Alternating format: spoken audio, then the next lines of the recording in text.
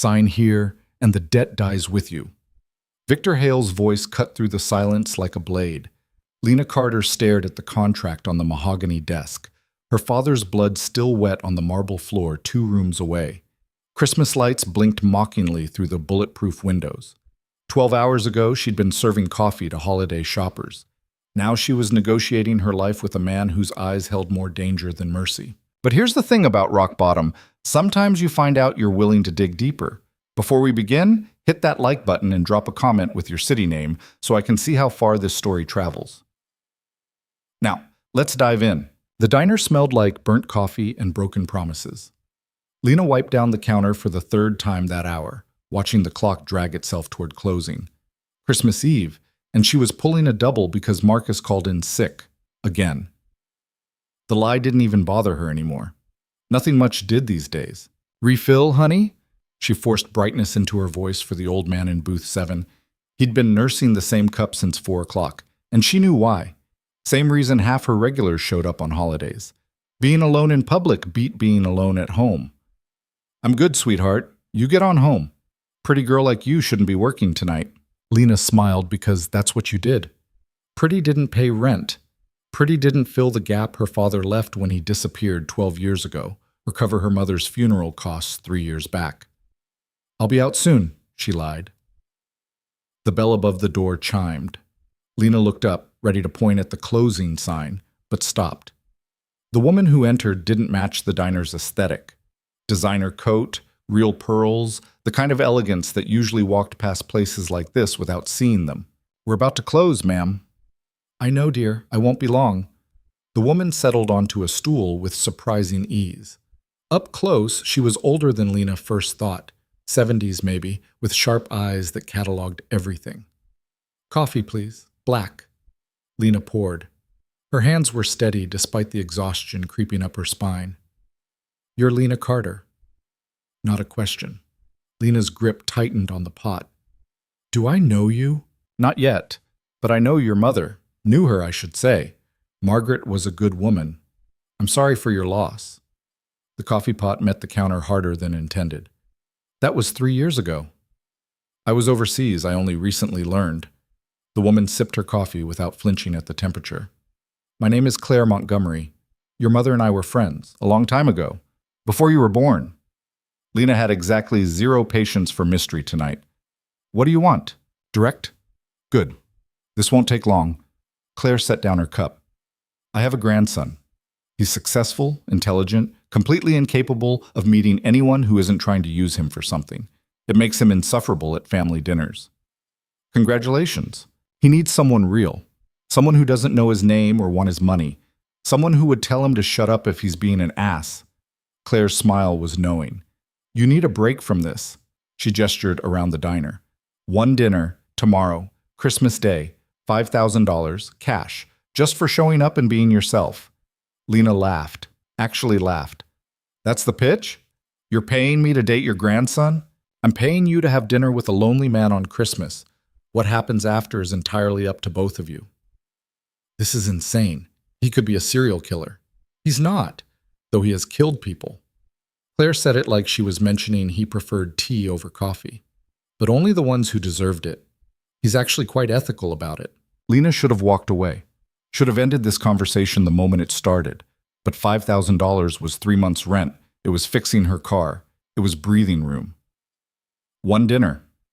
1 dinner. Wear something nice. A car will pick you up at 7. Claire slid a business card across the counter. No name, just an address. And Lena? Don't research him. Don't go in with expectations. Just show up and be the person you are right now, tired, honest, and not impressed by bullshit. She had left 2 20s for a $5 coffee and disappeared into the night. Lena stared at the card until her manager kicked her out at midnight. The dress wasn't nice. It was the nicest thing Lena owned, which meant it was a black number from Target that she'd worn to exactly 2 weddings and 1 funeral. She paired it with her mother's pearl earrings and called it good enough. If this guy was expecting a supermodel, he'd picked the wrong waitress. The car arrived at 7 sharp. Not a car. A town car with a driver who opened the door without speaking. The interior smelled like leather and money. Lena's stomach twisted. Where exactly are we going? Mr. Hale's residence, miss. Mr. Hale. Still no first name. The drive took them out of the city, through neighborhoods where houses became estates, became compounds, iron gates, security cameras, stone walls. They stopped at one of the walls.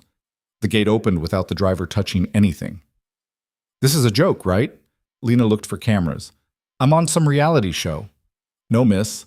The driveway curved through actual grounds. Landscaped gardens, dormant for winter. A fountain, currently off. The house, mansion, sprawled across the horizon like something from a movie. Not ostentatious, just massive, controlled wealth. 3 men in suits waited at the entrance. Security, obviously. One of them opened her door. Miss Carter, we'll need your phone and bag. Excuse me? Standard security protocol.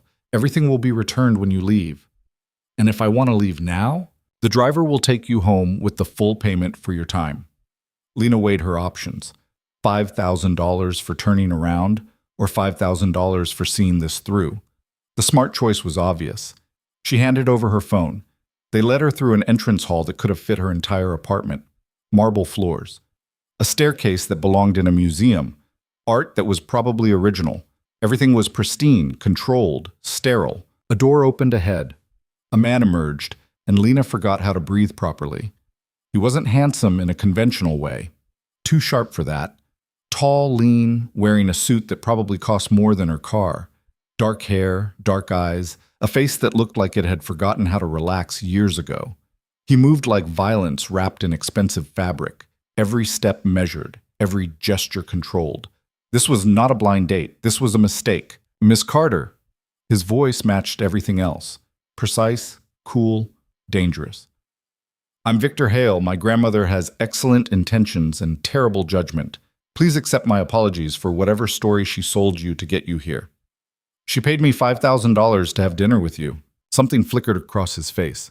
Almost amusement. Of course she did. And now you're here, realizing you've been delivered to a fortress owned by a stranger, wondering if you'll actually make it home. The thought crossed my mind. Smart. He gestured down the hall. Dinner is ready. You're welcome to leave immediately with the full payment, or stay and eat while I explain exactly who I am and why my grandmother is trying to set me up like I'm a teenager. Your choice. Lena should have left. Every instinct screamed at her to take the money and run, but something in his tone, a tiredness that matched her own, made her curious. I skipped lunch. I'll stay for dinner. You're either very brave or very stupid. Probably both. That almost smile flickered again. This way. He led her through the mansion, not touching her, maintaining careful distance. They passed more security, more pristine rooms until reaching a dining room that was somehow worse than everything else. A table that could seat 20, set for 2. Candles. Wine. Bone china. Your grandmother has a flair for drama. She has a flair for meddling. Victor pulled out a chair. Not chivalrous, mechanical, like he was following a script he didn't believe in. Please. Lena sat. He took the opposite chair, and a staff member she hadn't noticed appeared with the first course. Tell me something, Victor said. Did Claire mention what I do for a living? She said you're successful and incapable of meeting anyone real. Diplomatic. She usually leads with the murder. Lena's fork stopped halfway to her mouth. She mentioned that, said you only kill people who deserve it. And you still came. $5,000 is a lot of money. It's also exactly what she knew you'd need to say yes. Victor leaned back, studying her like a problem to solve. How much did she tell you about me? Nothing. She told me not to research you. Just show up and be honest. She's playing chess while we're playing checkers. He sipped his wine. Here's the truth, Miss Carter. I run an organization that operates on both sides of legal. We have legitimate businesses, real estate, investments, technology. We also have less legitimate operations that fund everything else. I employ hundreds of people. I make decisions that affect thousands. And occasionally I have to remove obstacles that threaten everything I've built. The food tasted like ash. You're telling me you're a criminal. I'm telling you I'm practical. The world isn't divided into good and evil. It's divided into those with power and those without. I chose power. And your grandmother thought I'd be perfect for you because you're the first person in a decade who isn't trying to gain something from me. You needed money. She provided it. Transactional, honest. Victor's eyes were darker than they'd been a moment ago. Everyone else wants access, favors, protection. You want rent money. It's refreshing. This is insane. Yes. I should leave. Yes. But Lena didn't move. Maybe it was exhaustion. Maybe it was the wine. Maybe it was the way Victor Hale looked at her like she was a puzzle he couldn't solve. No charm, no pretense, just brutal honesty. Why did you agree to this? She asked. You could have sent your grandmother away. I could have. He paused. She lost her husband 10 years ago. Her daughter, my mother, 7 years before that. I'm all she has left, and she spends every holiday watching me work instead of live. This year, she cried. Actually cried. I've seen her bury a husband and a daughter without tears, but the thought of me dying alone broke her. So you're doing this for her. I'm doing this because saying no would hurt her, and I've hurt enough people. The honesty was worse than the danger. Lena took a long drink of wine. Your grandmother is a manipulative genius. She studied psychology at Cambridge. This is what she does for fun. And you let her. I let very few people manipulate me. She's earned the privilege. They ate in silence. The food was incredible. Some chef clearly working miracles in a kitchen Lena would never see. But the absurdity of it all pressed down like weight. She was eating a Christmas dinner in a mansion with a man who casually admitted to murder. Tell me about yourself, Victor said eventually. Quid pro quo. I was honest. You be honest. There's not much to tell. I work at Pete's Diner. I live in a studio apartment that smells like the Indian restaurant downstairs. My car is from 2006 and makes a noise that 3 mechanics can't identify. I'm 28 years old, and my life is exactly as exciting as it sounds. Family? Dead mother, absent father, no siblings. Friends? Work friends, the kind who like you during shifts but never call otherwise. Relationships? A few, none that stuck. Turns out guys don't like women who work 60 hours a week and fall asleep during movies. Victor's expression shifted slightly. Recognition, maybe. You're lonely. So are you, apparently. I'm surrounded by people. That's not the same thing. He set down his fork with precision. No, it's not. The silence that followed wasn't uncomfortable. It was the silence of two people recognizing something in each other. The specific isolation that comes from being surrounded by the wrong people or no people at all. This is the strangest dinner I've ever had, Lena said finally. Me too. And I once had dinner with a senator who was wearing a wire. What happened to him? He retired early, permanently. Lena should have been terrified. Instead, she laughed. Exhaustion had crossed into hysteria, or maybe she'd finally cracked. You can't just say things like that. Why not? You asked. Normal people don't admit to murder over dinner. I'm not normal people, and you're still here. He had a point. Lena could have left 3 times already. The security would have escorted her out. The driver would have taken her home.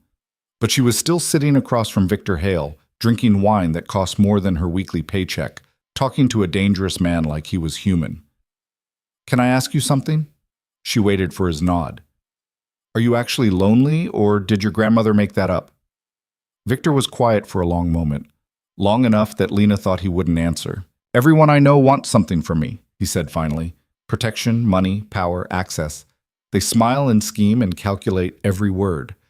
I can't remember the last time someone asked me a question because they actually wanted to know the answer, not because they were gathering information to use later. That sounds exhausting. It is. So what do you want from me? Nothing. That's the point. Victor stood, moving to the window. Beyond the glass, security lights illuminated the grounds. When Claire suggested this, I thought it was ridiculous. But then I realized, for 2 hours, I could sit across from someone who doesn't know my reputation, doesn't want my money, and won't sell the story to the press. Someone who might just be honest. I'm honest because I'm too tired to lie. I'll take it. Lena joined him at the window. Outside, snow had started falling. Soft, pretty, the kind of Christmas scene that belonged on a card. Your grandmother is probably watching us on security cameras, taking notes. Undoubtedly. Think we're passing her test? I think she doesn't care if we pass. She just wanted me to remember what normal conversation feels like. Victor glanced at her. Did it work? I don't think anything about this is normal. Fair point. They stood there, watching snow fall on a fortress designed to keep the world out. Lena felt the wine warming her blood, exhaustion pulling at her bones, and beneath it all, curiosity. Victor Hale was dangerous, probably a sociopath, definitely a criminal. But he was also tired and lonely and honest in a way that felt more real than anything she'd experienced in years. I should probably go, she said, not moving. Probably. Your grandmother is going to be disappointed. She'll recover. But neither of them moved toward the door. The moment stretched, comfortable and strange all at once. Then Victor's phone buzzed. He glanced at it and everything changed. His expression went from tired to sharp in an instant, all the casual humanity evaporating into something cold and focused. I need to take this. Of course. He stepped away, speaking in low tones. Lena couldn't hear the words, but she could read the tension in his shoulders, the way his free hand curled into a fist. When he returned, the almost smile was gone completely. I apologize, Miss Carter. Something requires my immediate attention. It's fine. I should get home anyway. My driver will take you. The payment will be delivered tomorrow. He was already moving toward the door, that careful control back in place. Thank you for your time. Wait. Lena didn't know why she stopped him. Curiosity, stupidity, that same instinct that had kept her there all night. Is everything okay? Victor paused, his back to her. No, but it will be. That sounds ominous. It's meant to. He turned and his eyes were different now, darker, dangerous. Go home, Lena. Forget you were here. Forget you met me. It's safer that way. Safer for who? For you. And then he was gone, disappeared into the mansion with purpose in every step. Security appeared immediately, polite and professional, escorting her back through pristine halls to the waiting car. The driver handed her phone and bag without comment. The gate closed behind them. The mansion vanished into the night like it had never existed. Lena's phone lit up with messages. Merry Christmas texts from coworkers. A reminder about her electricity bill. Normal life waiting exactly where she'd left it. But as the car carried her back to reality, she couldn't stop thinking about Victor Hale's expression when that call came through. The way he'd shifted from human to something else entirely. The warning in his voice. Go home. Forget you were here. It's safer that way. She should listen. Should take the money when it arrived and chalk this up to the weirdest night of her life. Lena stared out at the city lights and knew she wouldn't. Christmas Day arrived with a hangover Lena hadn't earned. She'd barely slept, her mind replaying the dinner in loops. Victor's honesty. The fortress. The way he'd looked at her like she was a person instead of a transaction. The money arrived at noon. A courier, professional and silent, handed her an envelope containing 50 crisp $100 bills and a note on expensive cardstock. Thank you for your time. I hope you can forget this happened. Lena counted the money 3 times. It was real. All of it. She should have been relieved. Instead, she felt hollow. Her phone rang. Unknown number. Miss Carter, this is Claire Montgomery. I'm calling to see how dinner went. You mean you're calling to see if your manipulation worked? Potato. Claire sounded delighted. Did you like him? That's a complicated question. The best ones usually are. Will you see him again? He told me to forget I ever met him. Of course he did. Victor thinks protection means isolation. He doesn't understand that some risks are worth taking. Claire paused. But you do, don't you? Otherwise you wouldn't have stayed for dinner. I stayed for the money. Liar. You stayed because for the first time in years, someone looked at you and saw who you actually are. And you looked at him and saw the same thing. A person pretending they're fine when they're really just surviving. Lena's throat tightened. You don't know me. Your mother and I were close, dear. Very close. I know you grew up watching her work 3 jobs after your father left. I know she died exhausted and alone because she was too proud to ask for help. I know you're exactly the same way, determined to prove you don't need anyone. Claire's voice softened. But here's the thing about Victor. He doesn't need another person who wants something from him. He needs someone who understands what it's like to be lonely in a crowd. Someone who knows that surviving isn't the same as living. Why are you telling me this? Because my grandson is going to do something stupid and dangerous in the next few days, and when it's over, he'll be even more convinced that he has to face everything alone. Unless someone shows him otherwise. I'm a waitress. I can't help him. You already have. You gave him 2 hours of honest conversation. Do you know how rare that is in his world? It was one dinner. It was a beginning. What happens next is up to you. Claire hung up before Lena could respond. Lena stared at her phone, at the money on her coffee table, at her tiny apartment that suddenly felt even smaller. She thought about Victor's expression when he'd said everyone wanted something from him. The exhaustion in his eyes, the warning in his voice. She thought about her own life, the endless shifts, the empty apartment, the friends who weren't really friends, the careful survival she'd been calling a life for 3 years. And she made a decision that was either brave or stupid, probably both. Finding Victor Hale should have been impossible. He'd told her nothing, no address, no company name, nothing searchable. But Lena had spent 12 years learning to track down absent fathers and deadbeat customers. She knew how to find people who didn't want to be found. She started with the car service. The driver had been professional, but his uniform had a logo, subtle, embroidered on the collar. She found the company online, a luxury service with exactly one Yelp review mentioning discreet transportation for high-profile clients. The phone number went to a voicemail.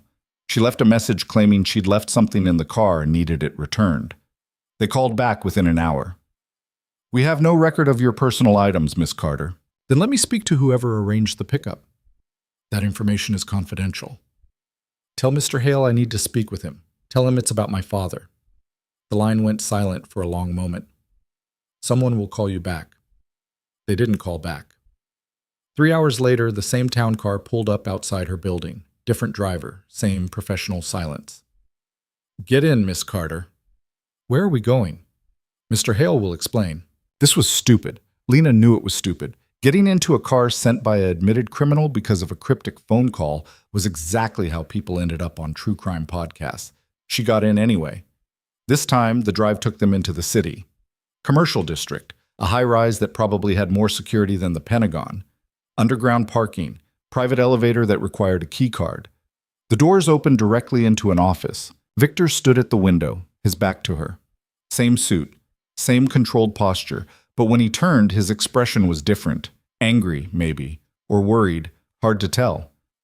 "You shouldn't have called." "Your grandmother called me first." "Of course she did." Victor crossed his arms. "What do you want, Lena?" "You said everyone wants something from you. What do you think I want?" "I don't know. That's the problem. Maybe I don't want anything. Maybe I'm just checking on someone who seemed like they were about to do something dangerous." "And if I am?" "Then you're an idiot for doing it alone." Something flickered across his face. Surprise, maybe. "You don't know what you're talking about." "So explain it to me." "No." "Why not?" "Because the more you know, the more danger you're in." "Go home, Lena. Take the money. Live your life."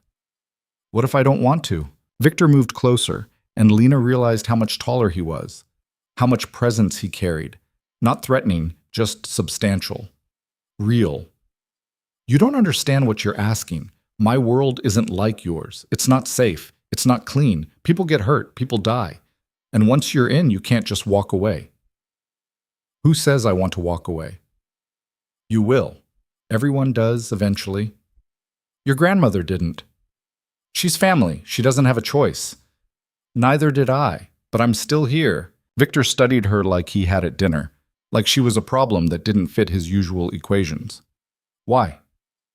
"Because yesterday was the first time in 3 years I felt like a person instead of a collection of bills and shifts. Because you were honest when everyone else lies. Because your grandmother is right. Surviving isn't the same as living, and I'm tired of just surviving. You don't know me. So let me know you." "It's not that simple." "It could be." They stood there, close enough that Lena could see the exhaustion in his eyes, the tension in his jaw. Close enough to see the moment he almost believed her. Then his phone rang. Victor answered without breaking eye contact. "What?" Whoever was on the other end spoke rapidly. Victor's expression went from guarded to furious in seconds. "When? Where?" "I'm on my way." He ended the call and looked at Lena with something new in his eyes. Not anger, fear. You need to leave. Now. What happened? Someone just tried to kill one of my people. They missed him and hit a civilian instead. A woman walking her dog. Wrong place, wrong time.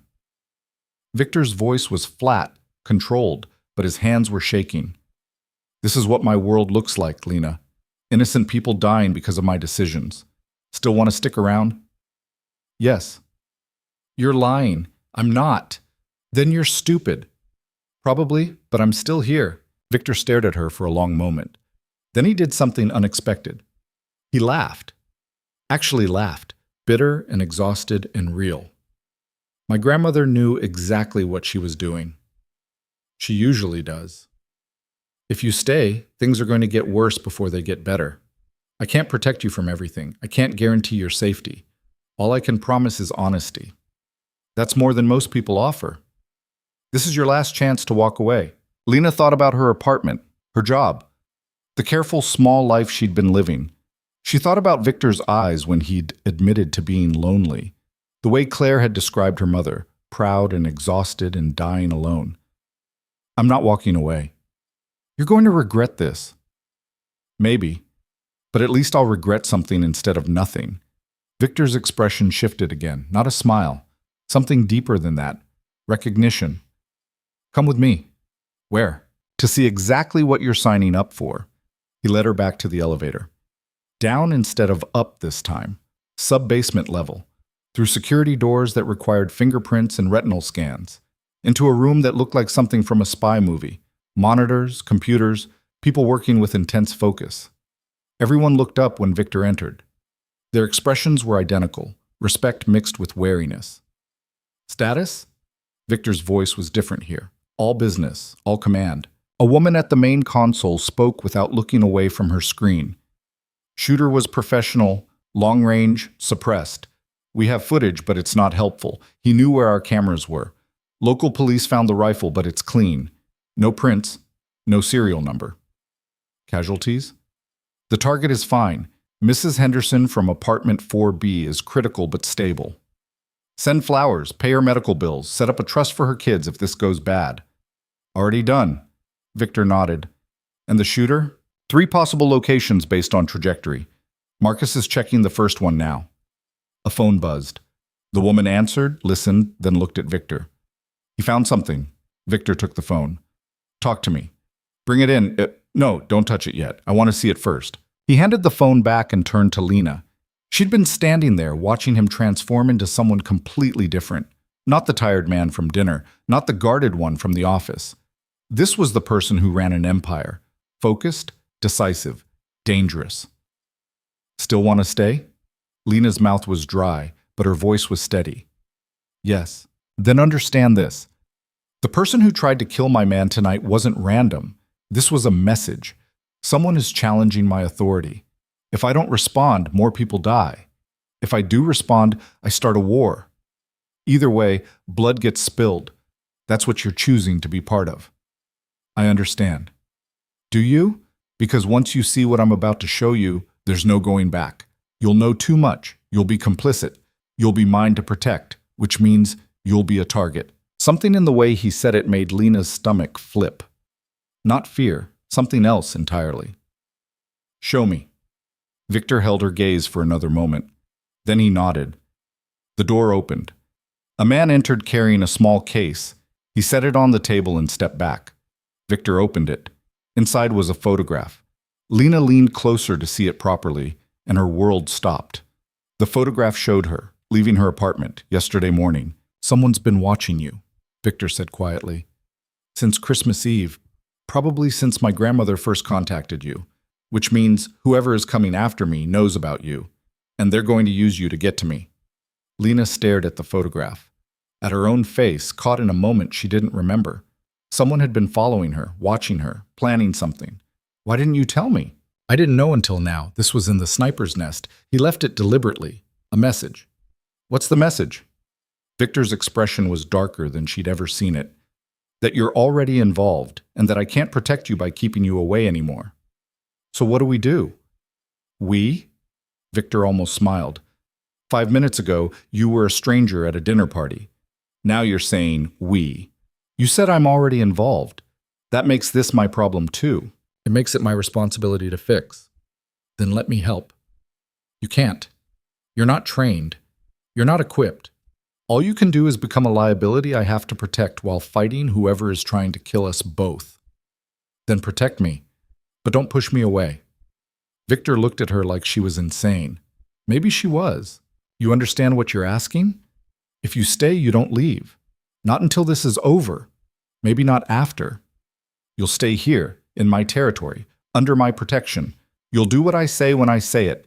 You'll trust me with your life because you won't have another choice. Okay. Okay? That's it? No questions? I have about 100 questions, but they don't change my answer. Victor ran a hand through his hair, destroying the careful style. For the first time since she'd met him, he looked genuinely frustrated. You're supposed to be terrified. I am terrified, but I'm more terrified of going back to my apartment alone knowing someone's watching me. At least here, I know what I'm facing. You really don't. Then show me. They stared at each other, Lena stubborn, Victor exasperated. Finally, he turned to the woman at the console. Sarah, set up a room in the secure wing. Miss Carter will be staying with us.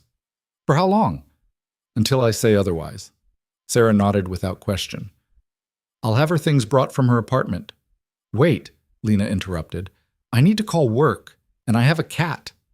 The cat will be brought with your things. As for work, Victor glanced at her. You're done there. Excuse me? You can't go back. Anyone watching you knows where you work. It's too exposed, too vulnerable. Consider this your notice. You can't just quit my job for me. I can, and I did. You'll be compensated. That's not the point. The point is keeping you alive. Everything else is negotiable later. Lena wanted to argue, but the photograph on the table made her stomach turn. Someone had been watching her, following her, planning something. Fine, but we're talking about this later. Looking forward to it. Sarah appeared with a tablet. Your room is ready. I'll show you up. I'll take her, Victor said. I need to explain a few things first. They took the elevator back up, not to the office level, higher, residential floors. The doors opened directly into a hallway that looked like a luxury hotel. This entire floor is secure, Victor explained. Reinforced walls, bulletproof windows, armed guards at every entrance. Your room is at the end of the hall. Mine is across from it. Convenient. Practical. If someone gets this far, I want to be close enough to respond. He opened a door to reveal a suite that was bigger than Lena's entire apartment. Bedroom, sitting area, bathroom that looked like a spa. Her overnight bag was already there, sitting on the bed next to a cat carrier containing Mr. Whiskers, who looked deeply unimpressed by his relocation. This is temporary, Victor said, until we identify who's targeting you and why. And then? And then we decide what happens next. Lena let Mr. Whiskers out of the carrier. He immediately hid under the bed. What if they're targeting me to get to you? Then they've already succeeded. Something in his tone made her look up. Victor was watching her with an expression she couldn't quite read. You should rest, he said. Tomorrow is going to be complicated. More complicated than today? Significantly. He moved toward the door, then paused. Lena, thank you. For what? For being exactly as stubborn as my grandmother promised you'd be. He left before she could respond. Lena stood in her borrowed room, in her borrowed life, and wondered what the hell she'd just done. But beneath the fear and uncertainty, something else stirred, something she hadn't felt in years. She felt alive. Lena didn't sleep. How could she? Every time she closed her eyes, she saw the photograph, her own face, captured without her knowledge. Someone watching, waiting. Around 3 a.m, she gave up. Mr. Whiskers had finally emerged from under the bed and was currently judging her from the windowsill. Outside, the city glittered with lights that never slept. A soft knock interrupted her spiraling thoughts. Victor stood in the hallway, still in his suit pants and shirt, but with the jacket and tie gone. He looked as tired as she felt. Couldn't sleep? How did you know? Security cameras in the hallways. I saw your light was still on. He held up a bottle. Thought you might need this more than I do. It was whiskey, expensive, based on the label. I don't usually drink. Tonight seems like a good exception. She let him in. He poured 2 glasses without asking, handed her one, and settled into the chair by the window. Not the couch. Maintaining distance. Are you always this careful? Lena asked. What do you mean? The way you move. The way you position yourself. Like you're constantly calculating angles and exits. Because I am. It keeps me alive.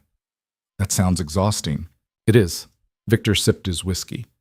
But it's also necessary. People who survive in my world are the ones who never stop thinking 5 moves ahead. And people who don't survive, they trust the wrong person. Or they get comfortable. Comfort is death in my business. Lena sat on the edge of the bed. Mr. Whiskers immediately claimed her lap. So you're never comfortable? I don't remember what comfortable feels like. Not even with your grandmother? Victor's expression softened slightly. Claire is the only person who knew me before I became this. She remembers when I was just a kid who liked chess and hated vegetables. She's the only one who still treats me like I'm human. You are human. Sometimes I'm not sure. They sat in silence. The whiskey burned going down, warming Lena from the inside. Outside, the city hummed with distant sirens and late-night traffic. Can I ask you something? Lena said finally. You're going to anyway. Fair point. That phone call at dinner.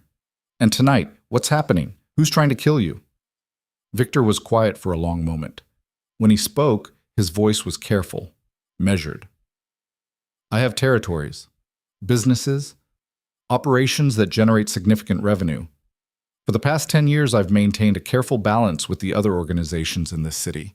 We don't interfere with each other. We don't expand into each other's territories. We don't start wars that hurt everyone. But someone new has moved into the area, someone who doesn't respect the old agreements. They've been testing boundaries for months. Small incursions, nothing worth starting a war over. I thought they'd back off when they realized I wasn't going to fold. They didn't back off. No, tonight's shooting was an escalation. They're sending a message that they're ready to fight. And the photograph of me? Victor's jaw tightened. That's them saying they'll target anyone connected to me. Family, friends, associates. Anyone I might care about. But you just met me. Why would they think you care? Because my grandmother set this up, and everyone in this city knows she's trying to find me a wife. They're assuming you're significant before determining if you actually are. Am I significant? Victor looked at her. Really looked at her. I don't know yet, but I'm not willing to risk finding out by letting them hurt you. It should have been romantic. Instead, it was honest, practical, somehow better than any line Lena had ever heard. So what now? Now I find out who they are and what they want. Then I make them understand that threatening me was a mistake. You're going to start a war. I'm going to end one before it begins. Victor finished his whiskey. The question is whether I do it quietly or loudly. Quietly means negotiation, compromise, showing weakness to avoid bloodshed. Loudly means making an example, establishing dominance, risking escalation. Which one are you leaning toward? They put your picture in a sniper's nest. What do you think? Lena should have been horrified. Instead, she felt something darker. Satisfaction, maybe, or vindication. Someone had targeted her, and Victor was ready to burn everything down in response. I think, she said carefully, that you're asking the wrong question. What's the right question? Not which approach keeps you safe. Which approach keeps everyone safe? Because starting a war might solve your immediate problem, but it'll create new ones. More bodies, more photographs, more people caught in the crossfire like Mrs. Henderson. Victor stared at her. You're lecturing me on ethics? You who've been in my world for exactly 36 hours? I'm not lecturing. I'm asking if there's a third option you haven't considered because you're too angry to see it. There is no third option. In my world, you establish dominance or you die. Those are the only choices. Then your world is broken. Yes, it is, but it's the only world I have. Lena set down her glass. What if I told you that photograph doesn't scare me as much as it should? What if I told you that being here, in danger, feels more real than anything I've felt in years? Would that make me crazy? Yes. Good. Because I think you're crazy too. And maybe that's exactly what both of us need. Victor leaned forward, elbows on his knees. You don't understand what you're saying. If you stay here, if you become part of this, you don't get to go back to normal. You'll know too much. You'll be too connected. You'll be mine, Lena. Actually mine. Is that what you want?" The possessiveness in his voice should have terrified her. Instead, it sent heat through her chest. "I want to stop feeling invisible. I want to matter, even if it's dangerous. You'll matter, but you'll also be a target. I'm already a target. At least here, I'm a target with protection." Victor studied her like she was a code he couldn't crack. "You're not what I expected." "Good. I'm tired of being what people expect." He stood, moving to the window. His reflection overlapped with the city beyond. "Tomorrow, we start getting answers. I have people tracking the shooter, investigating the new organization, mapping their operations. It's going to get ugly. I can handle ugly. We'll see." He moved toward the door, then paused. "Lena, what you said about being invisible, you're not. You never were. You just weren't looking in the right places."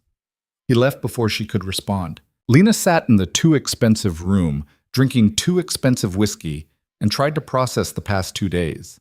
She'd gone from serving coffee to being protected by a crime lord, from invisible to significant, from surviving to living. And somewhere in the middle of all that chaos, she'd stopped being afraid. Peak. Morning arrived with complications. Lena woke to find a woman standing in her room, holding a tablet and looking impatient. "Jesus!" Lena shot upright. Mr. Whiskers yowled and disappeared under the bed again. "Sarah Chen, head of security." The woman didn't apologize for the intrusion.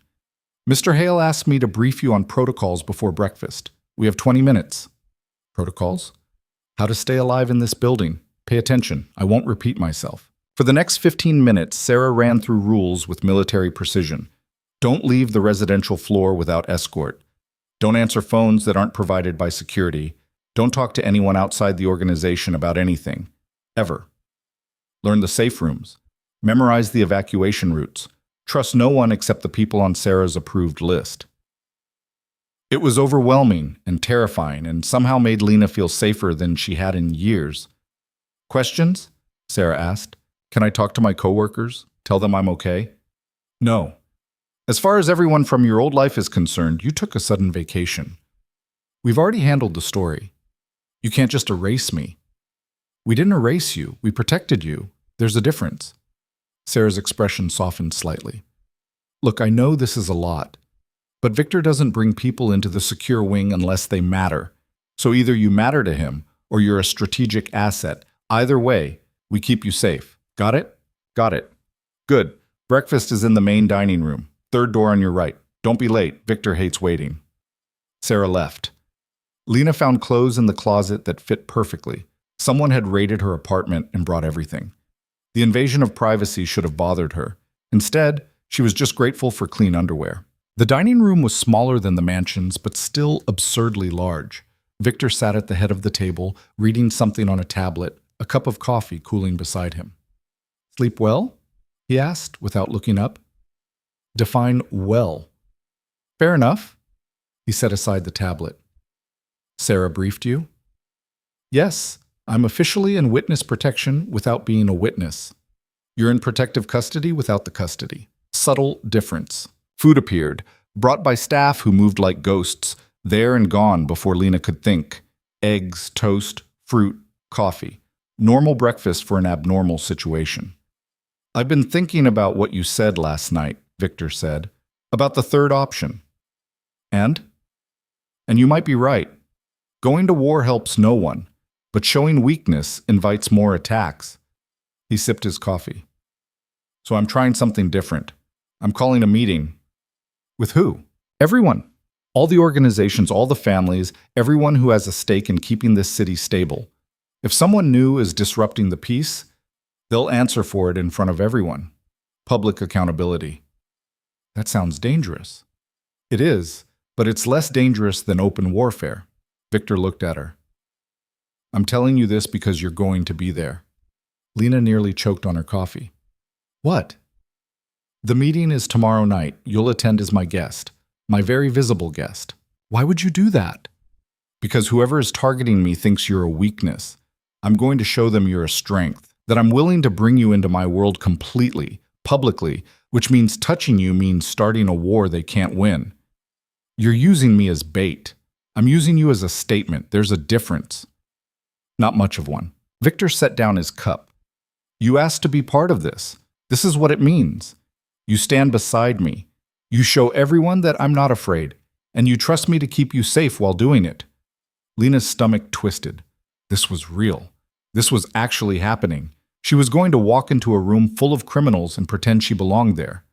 What if I mess up, say the wrong thing? You won't. You don't know that. I do, because you're honest and direct and don't play games. Those qualities are rare enough to be valuable. Victor's expression was serious. I won't lie to you, Lena. This is dangerous. But everything from this point forward is dangerous. At least this way we control the narrative. What do I wear to a meeting of crime lords? Something that says you're not intimidated. Almost a smile. Sarah will help you find something appropriate. They finished breakfast in silence. Lena tried to process what she'd agreed to. 24 hours ago, she'd been a waitress. Tomorrow night, she'd be sitting in a room with people who killed for a living. Can I ask you something? Lena said finally. Always. Why me? Really? Not the obvious reasons. Not because your grandmother set this up or because someone's targeting me. Why are you really letting me stay? Victor was quiet for a long moment. When he spoke, his voice was careful. Because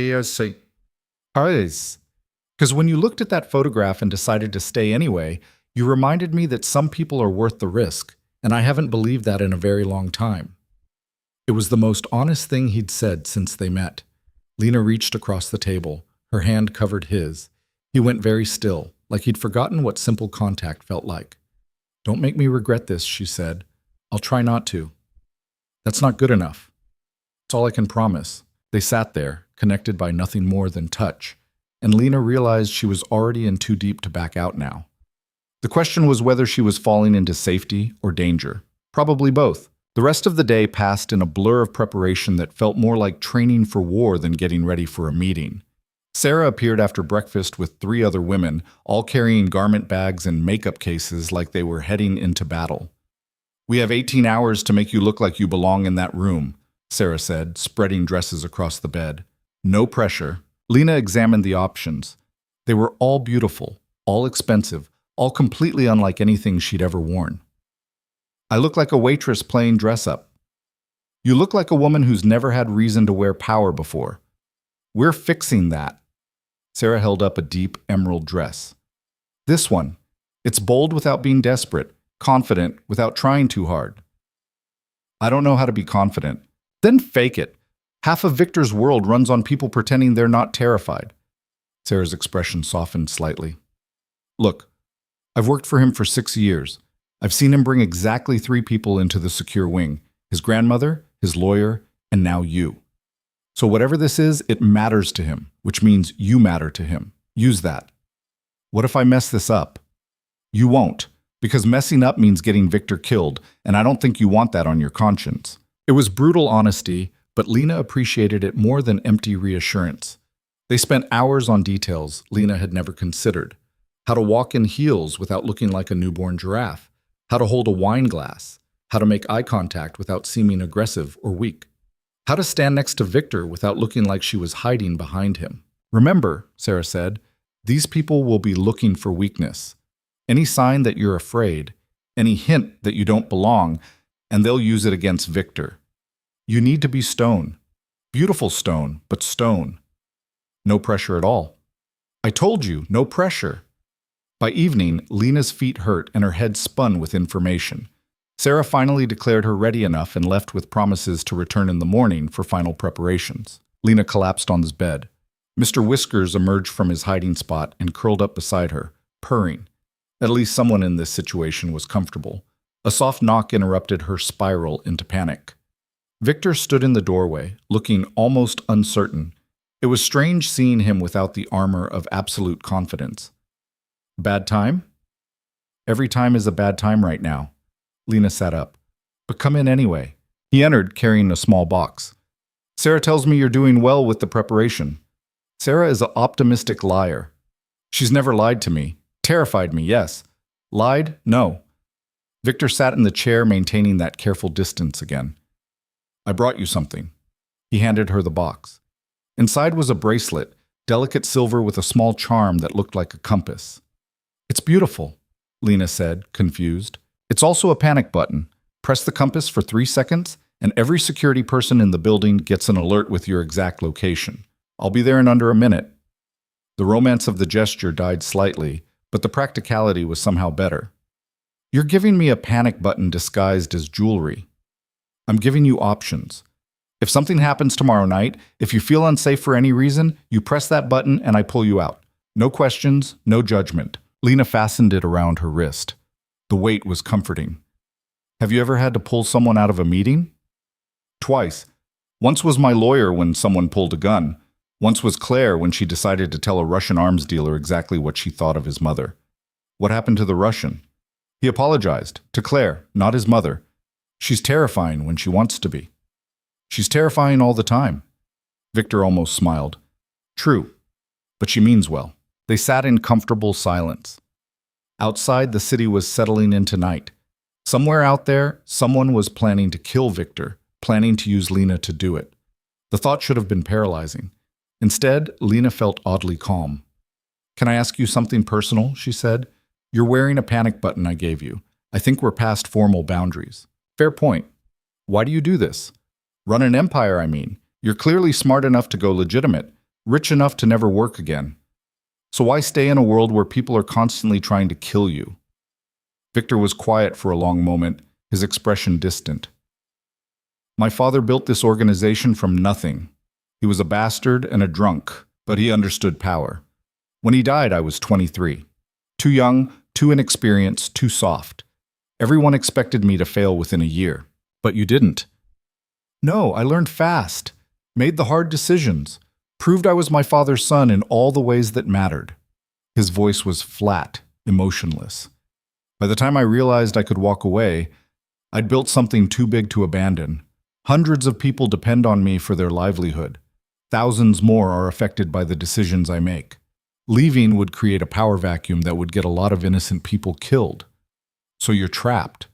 I prefer to think of it as committed. That's a depressing way to live. Yes, it is. Victor looked at her.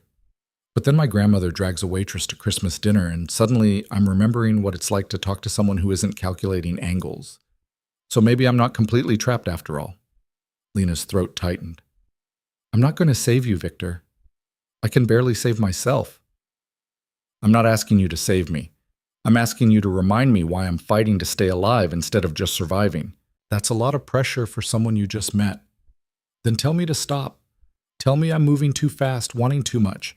Tell me you're just here because you're scared and you'll leave as soon as it's safe. Lena should have said exactly that, should have established boundaries, maintained distance. Instead, she stood and crossed to where he sat. She took his face in her hands, forcing him to look at her. I'm not going anywhere, not because I'm scared, because I'm finally not scared. Do you understand the difference? Victor's hands came up to cover hers. His grip was tight, almost desperate. You should be scared. I'm dangerous. This world is dangerous. I've spent 3 years being safe and miserable. I'll take dangerous and alive. You don't know what you're choosing. Then show me. Something shifted in his expression. The careful control cracked, just slightly. He pulled her closer, and Lena went without hesitation. His kiss was nothing like she expected. Not smooth or practiced, but fierce and genuine and somehow perfect in its imperfection. When they broke apart, Victor looked as stunned as she felt. That was unprofessional, he said. Probably. We should establish boundaries. Probably. I'm not good at this. Relationships, normal interaction, I'll mess it up. I don't care about normal. Normal got me nowhere. Victor laughed, and the sound was so unexpected, so genuine, that Lena felt something crack open in her chest. My grandmother is going to be insufferable about this. She earned it. She really did. Victor stood, putting careful space between them again. I should go. Tomorrow is going to be complicated enough without adding this to it. Adding what? Us? There is no us yet, just possibility. I can work with possibility. He moved to the door, then paused. Lena, tomorrow night, no matter what happens, stay close to me. Don't trust anyone else. Don't accept drinks from anyone. Don't leave my sight. Can you do that? Yes. Promise me. I promise. He nodded and left, but the warmth of his hands lingered on her skin long after he was gone. Lena touched the bracelet on her wrist, feeling the weight of the panic button. Tomorrow night, she'd walk into a room full of criminals and pretend she belonged there. Tomorrow night, she'd stand beside Victor Hale and dare anyone to challenge them. Tomorrow night, everything would change. She just hoped she'd survive long enough to see what happened next. The morning arrived too quickly. Sarah appeared at dawn with a team that descended on Lena like a surgical strike. Hair, makeup, dress, shoes, jewelry. Every detail scrutinized and perfected until Lena barely recognized herself in the mirror. The woman staring back at her looked powerful, untouchable. Nothing like the exhausted waitress from 3 days ago. "You look like you could buy and sell everyone in that room," Sarah said with satisfaction. "I look like I'm playing pretend." "Good. That's exactly what you're doing. Now own it." The dress fit like it had been made for her body specifically, probably because it had. The emerald fabric moved like water, catching light in ways that made Lena's skin glow. The heels added 3 inches she didn't need but made her feel tall enough to face anyone. Sarah fastened a necklace around her throat, diamonds that probably cost more than Lena's car. "These are real," Lena said, touching them carefully. "Everything Victor owns is real. He doesn't do imitations." Sarah stepped back, examining her work. "You'll do. Try not to get blood on the dress. It's borrowed." "That's comforting." "Wasn't meant to be." Victor was waiting in the hallway, and when he saw her, something shifted in his expression. Not surprise. Recognition, maybe. Like he was seeing something he'd been expecting but hadn't quite believed would materialize. "You look dangerous," he said. "I look terrified. Same thing in our world." He offered his arm. "Ready?" "No." "Good answer. Let's go anyway." They took the elevator down to the garage, where a convoy of cars waited. Not subtle. Not trying to be. This was a statement. Victor Hale was bringing his woman to the meeting, and he had enough security to start a small war if anyone objected. Lena slid into the back of the middle car, Victor beside her. The interior was quiet, insulated from the world. Sarah sat up front with the driver. 2 cars ahead, 3 behind, all of them filled with armed professionals who looked like they'd done this 100 times before. "Where is this meeting?" Lena asked. "Neutral Ground, an old hotel that's been closed for renovations for 3 years. It belongs to no one, which means it belongs to everyone for tonight." "How many people will be there?" 7 major organizations, maybe 15 representatives total, plus security. Figure 40 people, all of them carrying weapons, all of them looking for any sign of weakness. And I'm supposed to not be intimidated. You're supposed to act like you've done this before, like you belong beside me, like anyone who questions that is beneath your notice. "I'm a waitress, Victor. I don't know how to be intimidating. You stood up to me when I told you to leave. You demanded to be part of this when every survival instinct should have made you run. You kissed me like you weren't afraid of what I am." He looked at her. "You already know how to be intimidating. You just need to aim it at the right people." The drive took 20 minutes, long enough for Lena's panic to cycle through terror and back around to numb determination. By the time they arrived, she'd mentally prepared herself for anything. The hotel was exactly what Victor described. Grand bones covered in construction dust, renovations frozen in time. But for tonight, the main ballroom had been transformed. Tables arranged in a circle, lighting that managed to be both dim and revealing, guards at every entrance. Victor helped her from the car, and Lena felt every eye turn toward them, assessing, calculating, searching for weakness. She lifted her chin and met their stares with the same energy she'd used on handsy customers at the diner.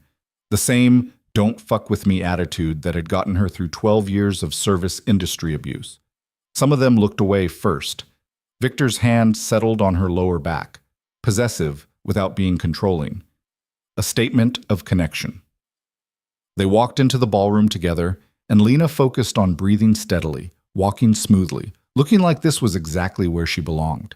The room fell silent as they entered. "Victor," someone said. An older man, gray hair, expensive suit. "Glad you could make it. And you brought a guest." "Lena Carter, meet Marcus DeLuca. He runs the North Side operations." Marcus extended a hand. Lena shook it firmly, the way her mother had taught her. Not too hard, not too soft. Just enough pressure to show she wasn't intimidated. Pleasure, Marcus said, but his eyes were calculating. Victor doesn't usually bring companions to business meetings. Lena isn't a companion. She's with me. Victor's tone didn't invite debate. Of course. My apologies. They moved through the room, Victor making introductions that Lena immediately forgot. Too many names, too many faces, all of them studying her like she was a puzzle to solve. Finally, they reached their seats. Victor pulled out her chair, and Lena sat with as much grace as she could manage.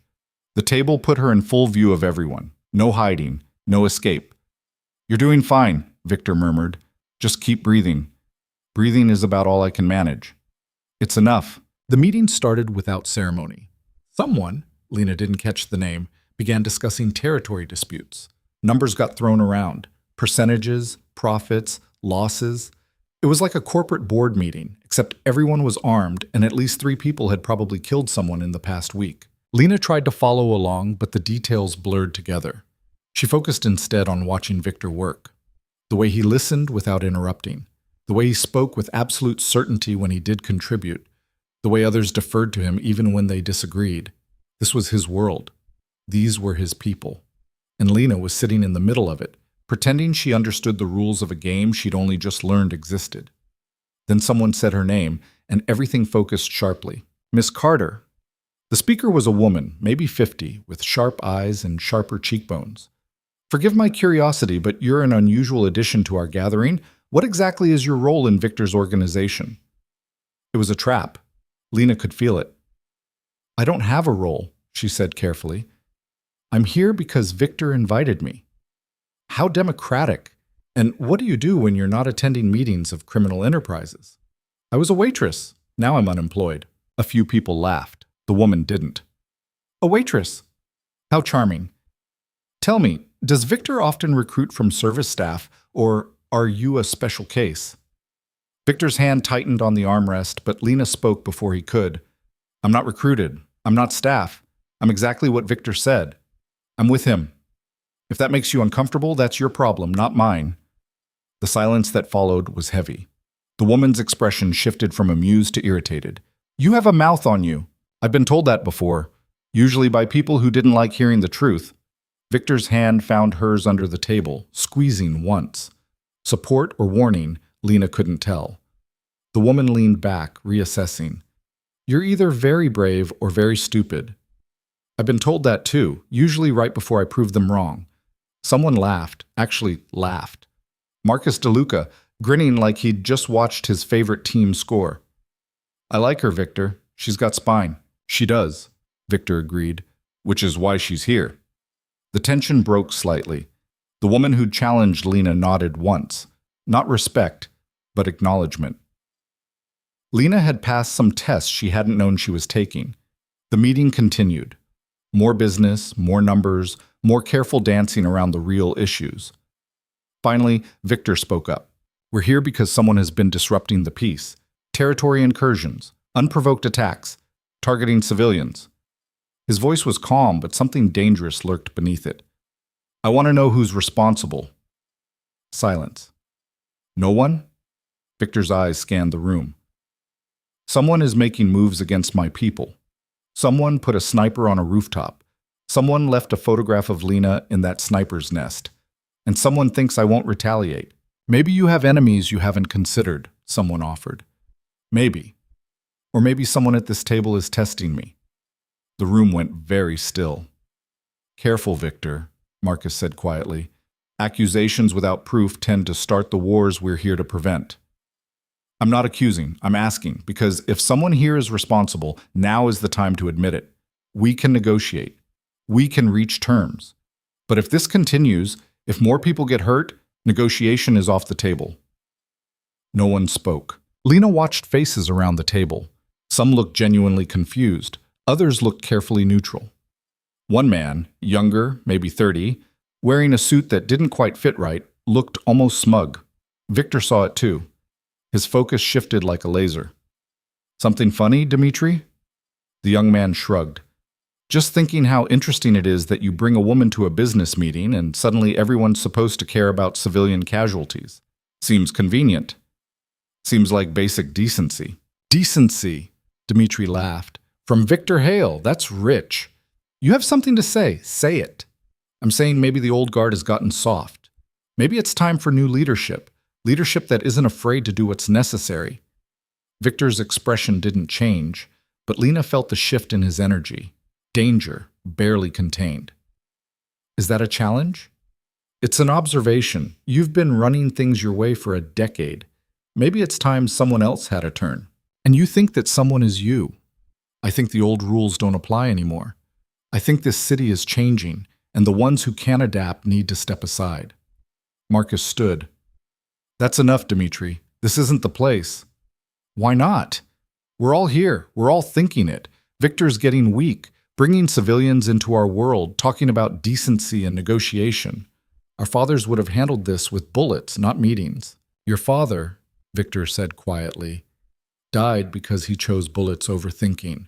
Is that the legacy you want to follow? Dmitri's face flushed red. Don't you dare sit down or leave. Those are your options. For a moment, Lena thought Dmitri would do something stupid. His hand moved toward his jacket. Security tensed. The entire room held its breath. Then Marcus put a hand on Dmitri's shoulder, pressing down firmly. Sit down. Dmitri sat, but the fury in his eyes promised this wasn't over. Victor addressed the room. Anyone else have concerns about my leadership? Silence. Good. Then let me be clear. I don't want war. I don't want civilian casualties. I don't want to turn this city into a battlefield. But I will protect what's mine. And anyone who threatens that will learn exactly how not soft I am. He stood, helping Lena to her feet. We're done here. If anyone has information about the attacks, you know how to reach me. Otherwise, stay out of my way. They walked out together, Lena's heart hammering but her face carefully neutral. The convoy was waiting. Sarah opened the door and they slid inside. The moment the door closed, Victor's control cracked. That arrogant little bastard. Was that him? The one behind the attacks? Almost certainly. Dmitri Volkov. His father ran weapons until someone put 3 bullets in him last year. The son took over and immediately started making noise about expansion and new leadership. Victor's jaw was tight. I should have dealt with him months ago. What stopped you? Hoping he'd mature. Hoping I wouldn't have to start a war with a kid who doesn't know any better. He looked at her. How are you? Terrified, exhilarated, possibly in shock. That's normal. Nothing about this is normal. True. Victor pulled out his phone, typing rapidly.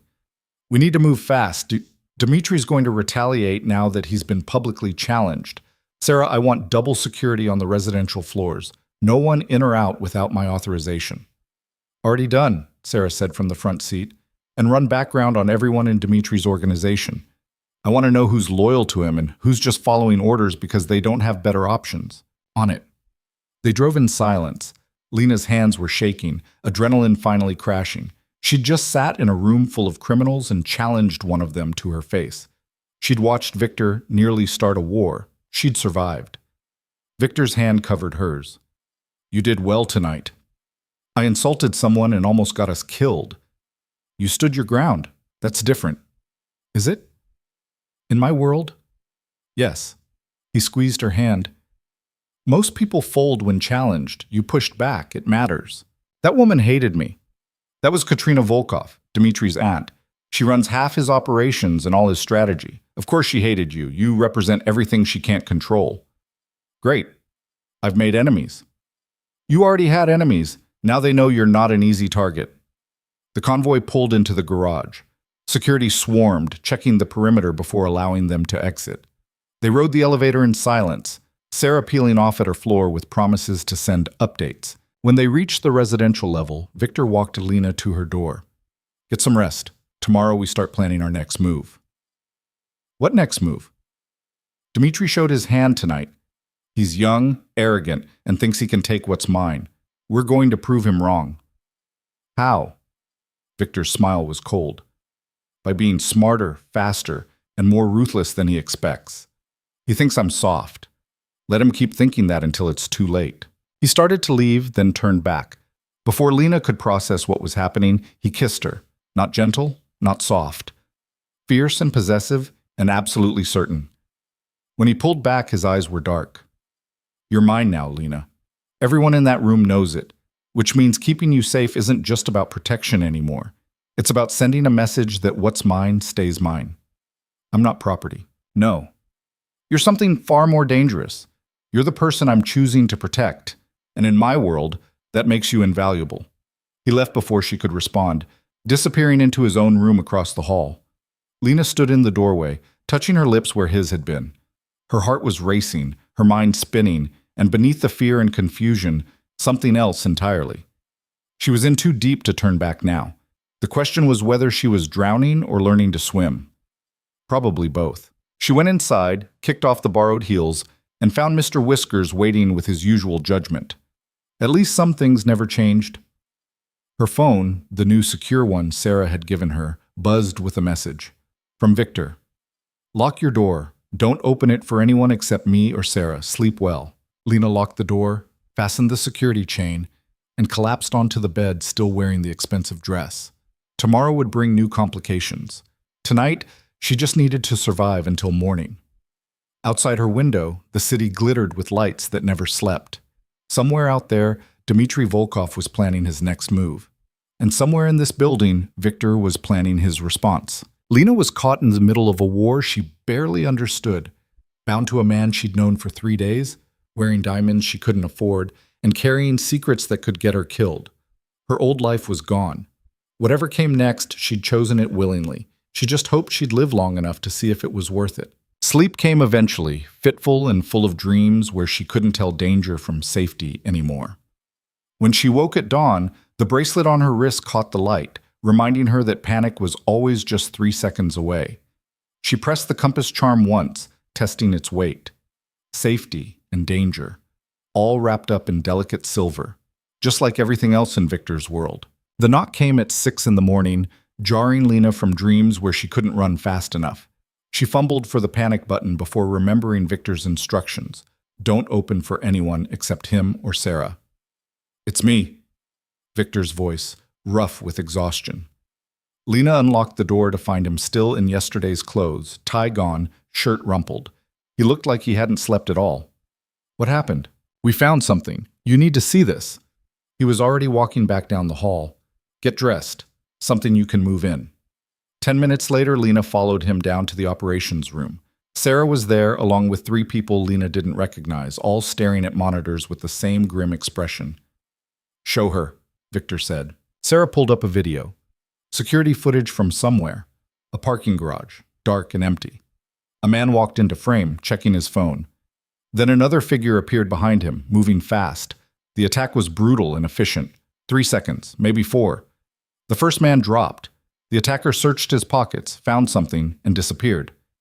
Who was that? Lena asked. The victim was Tony Marchetti, one of my accountants. He handled the legitimate side of operations. Victor's voice was flat. The attacker is one of Dmitry's people. We identified him from tattoos. What did they take? Client lists, bank accounts, everything Tony knew about how we move money. Victor ran a hand through his hair. This happened 3 hours ago. Tony's dead. The information is already being used to freeze our accounts, redirect funds. Dmitry's not just trying to take territory. He's trying to dismantle everything I've built. Lena's stomach turned. I'm sorry. Don't be sorry. Be ready. Victor looked at her, and his eyes were different, colder. Because this changes everything. Dmitry declared war. Now I have to win it. What do you need me to do? Stay alive, stay safe. Let me handle this. That's not an answer. It's the only answer I have. Victor turned to Sarah. I want locations on every one of Dmitry's operations. If they're moving drugs, I want the routes. If they're laundering money, I want the banks. If they're breathing, I want to know about it. Already working on it. And pull our people back from exposed positions. Anyone who might be a target gets relocated to safe houses until this is over. Victor? Marcus DeLuca appeared in the doorway, looking as tired as everyone else. We need to talk. They stepped aside, voices low but urgent. Lena caught fragments, retaliation, casualties, timeline. This was real. People were dying because of a conflict she barely understood. Sarah appeared beside her. You should eat something. This is going to be a long day. I'm not hungry. Eat anyway. Adrenaline only carries you so far. They went to a small kitchen Lena hadn't known existed. Sarah produced coffee and toast with mechanical efficiency. How long have you worked for Victor? Lena asked. 6 years, started as entry-level security, worked my way up. Sarah poured 2 cups. He's a good boss, demanding as hell, but fair. He takes care of his people. Even when they get killed? Tony knew the risks. We all do. You work in this world, you accept that someday your luck runs out. Sarah's expression was matter-of-fact. But Victor will make sure Tony's family is taken care of. College funds for the kids, mortgage paid off. That's more than most would do. That doesn't bring him back. No, it doesn't. But it means something. Lena sipped her coffee, trying to process. 24 hours ago, she'd been worried about making a good impression at a meeting. Now someone was dead, and Victor was planning a war. Can I ask you something? Lena said. Why does Victor care what happens to me? He barely knows me. Sarah studied her for a long moment. You really don't see it, do you? See what?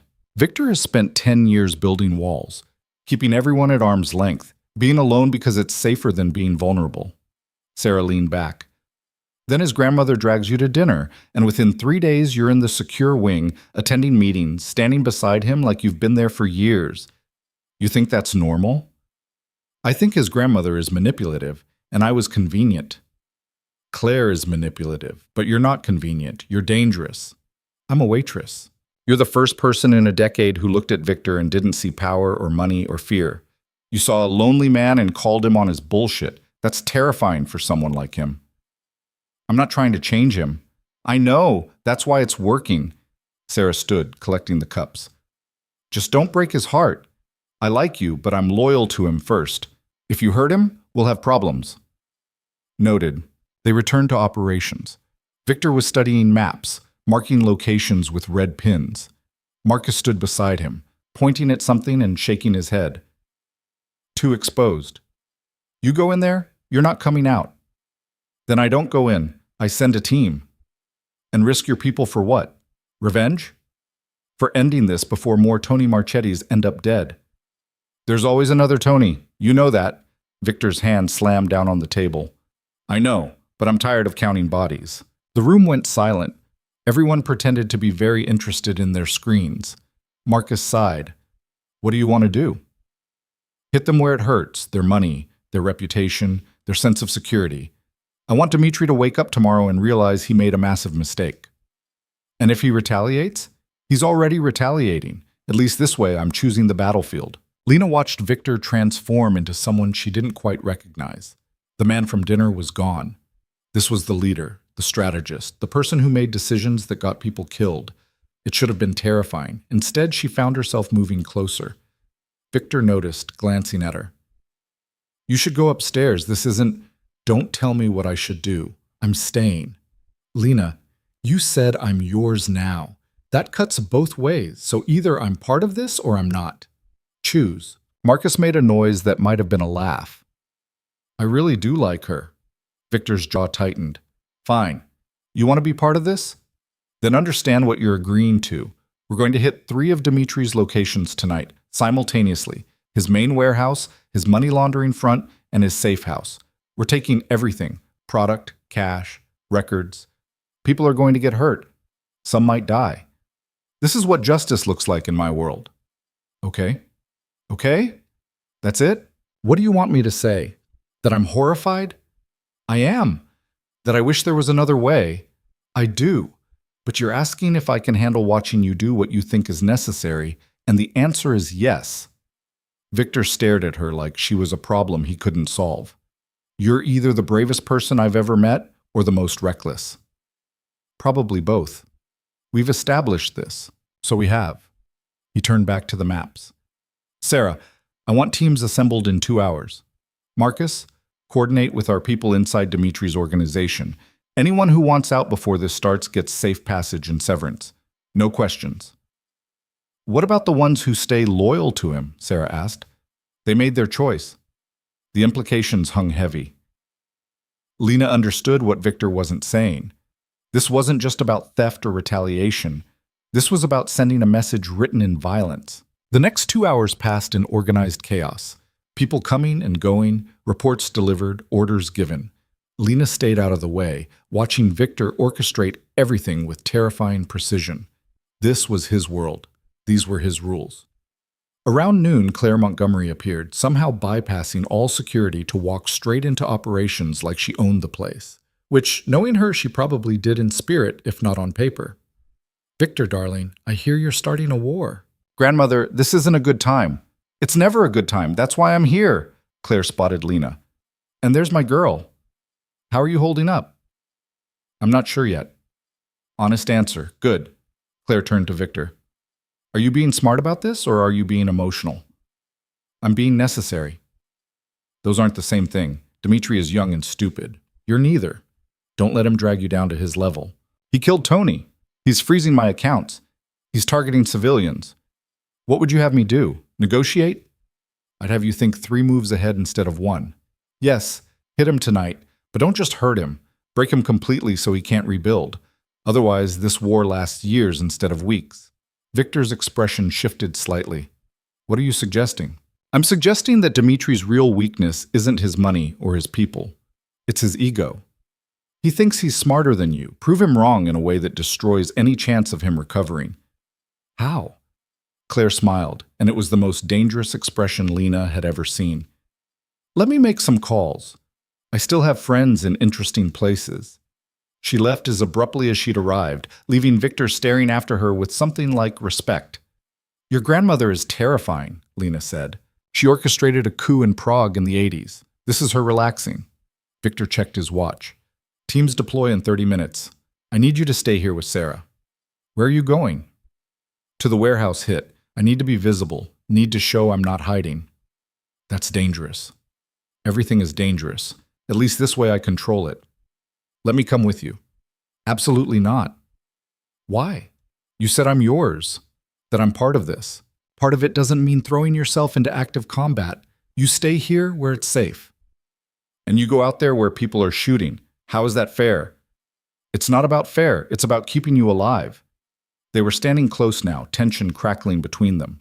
Lena could see the exhaustion in Victor's eyes, the weight of decisions made and yet to make.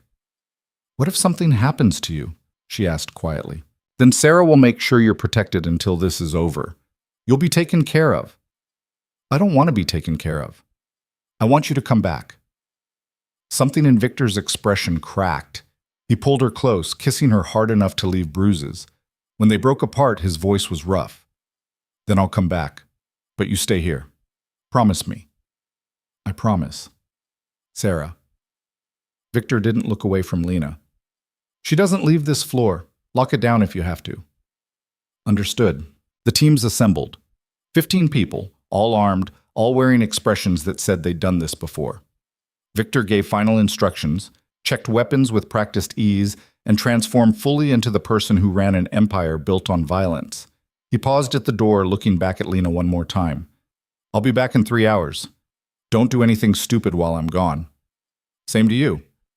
Then he was gone, and the operations room felt emptier despite everyone still working. Sarah pulled up live feeds from body cameras.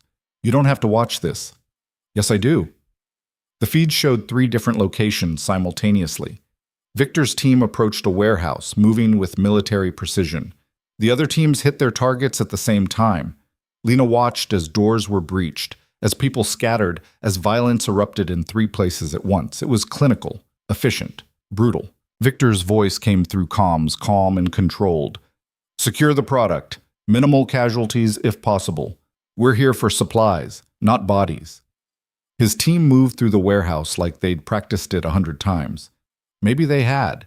Resistance was minimal. Most of Dimitri's people surrendered or ran. Smart choice. Then gunfire erupted from the second location. "Team 2, report," Sarah said sharply. "Contact. 3 hostiles, armed with automatic weapons. We're pinned. Pull back. Don't engage unless necessary." "Negative. Civilians in the area. If we pull back, they're exposed." Sarah cursed. "Victor, Team 2 needs support." "On it. Team 1, finish here. I'm redirecting."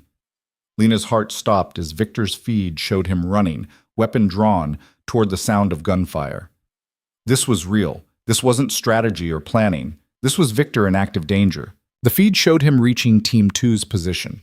He moved with absolute certainty, targeting the hostiles with precision that spoke of extensive training. 3 shots. 3 bodies down. Civilians secure. Team 2, evac now. Copy that. Lena realized she was gripping the edge of the table hard enough to hurt. Sarah glanced at her. He knows what he's doing. That doesn't make it easier to watch. No, it doesn't. The operation took 90 minutes total. All 3 teams extracted successfully with minimal casualties. 2 injuries on their side, nothing critical. Dimitri's losses were more significant. Product confiscated, money seized, records copied. Victor's face appeared on the screen, covered in dust and looking exhausted. Sarah, we're heading back. Secure the building. I want a full debrief when we arrive. Already done. Welcome back. The teams returned in stages, filtering through security with practiced efficiency. Lena waited in operations, her nerves stretched thin, until Victor finally walked through the door. He was bleeding from a cut on his cheek. His clothes were dirty. He looked like he'd been through hell. Lena crossed the room without thinking, reaching for his face. You're hurt. It's nothing. Piece of glass. It's bleeding. I've had worse. She pulled him toward the bathroom attached to operations, ignoring protests. Found a first aid kit, made him sit, and cleaned the wound with hands that only shook slightly. Victor watched her work. You're angry. I'm terrified. There's a difference. I came back, like I promised. You almost didn't. I saw the feeds. That was too close. Welcome to my world. Everything is too close. Lena pressed gauze to his cheek harder than necessary. Don't joke, not about this. Victor's hand caught her wrist. I'm not joking. This is what I do. This is who I am. If you can't handle watching it, tell me now. I can handle it. I just don't like it. Neither do I. But it's necessary. Is it? Really? Or is this just the only way you know? Victor was quiet for a long moment. Maybe both. Lena finished bandaging the cut. How bad was it? Really? We got what we needed. Dimitri lost a significant portion of his operation in one night. His reputation is damaged. His people are questioning his leadership. Tomorrow he'll wake up to financial losses he can't recover from easily. And 3 of his people are dead, 2 in the hospital. My people are celebrating in the garage. Tony's widow is still crying. This is what winning looks like. The exhaustion in his voice was worse than the injury. Lena cupped his face carefully, avoiding the bandage. I'm sorry this is what your life has become. Don't be. I chose it. Did you? Or did you just inherit something you couldn't escape? Does it matter? Yes. Because if you chose it, you can choose differently. If you're trapped, we find a way out. Victor pulled her close, resting his forehead against hers. There is no out. Not anymore. Too many people depend on this. Too many enemies would fill the vacuum. I'm locked in until someone puts a bullet in me or I die of old age. Those are the only exits. Then I guess I'm locked in too. You don't have to be. I can still get you out. Set you up somewhere safe, somewhere Dimitri can't reach you. Is that what you want? What I want doesn't matter. What's safe for you does. Lena kissed him. Gentle this time, careful of his injuries. I'm not going anywhere. Figure out how to deal with that. Someone cleared their throat. Sarah stood in the doorway looking amused. Sorry to interrupt the moment, but we have a problem. Victor straightened immediately. What kind of problem? The kind where Dimitri just posted a bounty on social media. $1 million for information leading to Lena's location. $2 million if she's delivered alive. The room went cold. When? Victor's voice was ice. 10 minutes ago. It's already spreading. Every criminal in the city knows her face now. Victor was moving before Sarah finished speaking. Lock down the building. No one in or out. Pull security footage from every camera within 3 blocks. If anyone unfamiliar has been watching this location, I want to know. Already started. And get legal on this. Posting a bounty is criminal solicitation. I want Dimitri arrested. He used a burner account posted from a public Wi-Fi. We can trace it, but it'll take time. Victor's jaw was tight enough to crack teeth. Then we make time. I want him in custody by morning. Victor. Marcus appeared, looking grim. We need to talk, privately. They stepped into a side office. Through the glass, Lena could see them arguing, Victor gesturing sharply, Marcus shaking his head. Whatever was being said, Victor didn't like it. When they emerged, Victor's expression was darker than Lena had ever seen it. What happened? She asked. Dmitri didn't just post a bounty. He sent a message to every organization in the city. He's claiming I brought you into this world and now I'm using you as a shield. That I'm weak, hiding behind a woman instead of facing him directly. That's ridiculous. It's strategic. He's forcing me to choose between protecting you and maintaining my reputation. If I keep you hidden, I look weak. If I expose you to prove I'm not hiding, you become a target. So what do? We call his bluff. Victor's eyes were cold. Tomorrow, you and I are going out. Publicly, visibly. We're going to dinner at the most expensive restaurant in the city, and we're going to dare anyone to try something. That's insane. It's necessary. Dmitri wants me to look weak. I'll show him exactly how not weak I am. By using me as bait. By showing the entire city that I'm not afraid. That threatening you doesn't make me hide. It makes me dangerous. Lena should have argued, should have refused. But she understood the game now. This wasn't about safety. This was about power, perception, control. Fine. But I'm wearing something I can run in, just in case. Victor almost smiled. Deal. The rest of the night passed in preparation. Sarah coordinated with security teams. Marcus arranged for additional support, and Claire called with promises to make Dimitri's life significantly more difficult through channels Lena didn't want to know about. Lena finally returned to her room after midnight, exhausted and wired simultaneously. Mr. Whiskers greeted her with his usual indifference, which was oddly comforting. She was about to collapse into bed when her new phone buzzed, a number she didn't recognize. The message was a single image, a photograph. Lena stared at it, her blood turning cold. It showed her mother, Margaret Carter, from 12 years ago, standing outside their old apartment with a man Lena barely recognized. Her father. The text came through a moment later. Your father stole from Victor's organization, $50,000, still unpaid. With interest, the debt is now $200,000. Pay it, or I'll make sure Victor knows you're connected to his father's thief. You have 48 hours. Lena's hands shook. This was impossible. Her father had been gone for 12 years. The debt was older than her relationship with Victor. But if Dmitri knew, if he told Victor... Another text arrived. Don't tell Victor. He'll kill your father for stealing. Then he'll question why you never mentioned it. Either way, you lose. Pay the debt, and I'll keep your secret. Fail, and I'll destroy you both. Lena sat on the bed, staring at the photograph of her mother and the man who'd abandoned them both. The man who'd apparently stolen from Victor's organization before disappearing. This changed everything. She could tell Victor, but that meant admitting her father was a thief who'd stolen from him, that she was connected to someone who'd betrayed his organization. Or she could try to solve this herself, find the money somehow, pay off a debt she didn't owe to protect a man she barely remembered. Neither option was good. Lena looked at the panic button on her wrist. 3 seconds, and Victor would be here. 3 seconds, and she could hand this problem to someone who knew how to solve it. But what if Sarah was right? What if she was dangerous to Victor because he cared about her? What if this secret destroyed whatever trust they'd built? The phone buzzed again. 48 hours, clock's ticking. Lena deleted the messages, turned off the phone, and sat in the dark wondering how everything had gone from complicated to impossible in the span of a single text. Outside, the city hummed with late-night energy. Somewhere out there, Dmitri was planning his next move. Somewhere out there, her father existed, a ghost she'd spent 12 years trying to forget.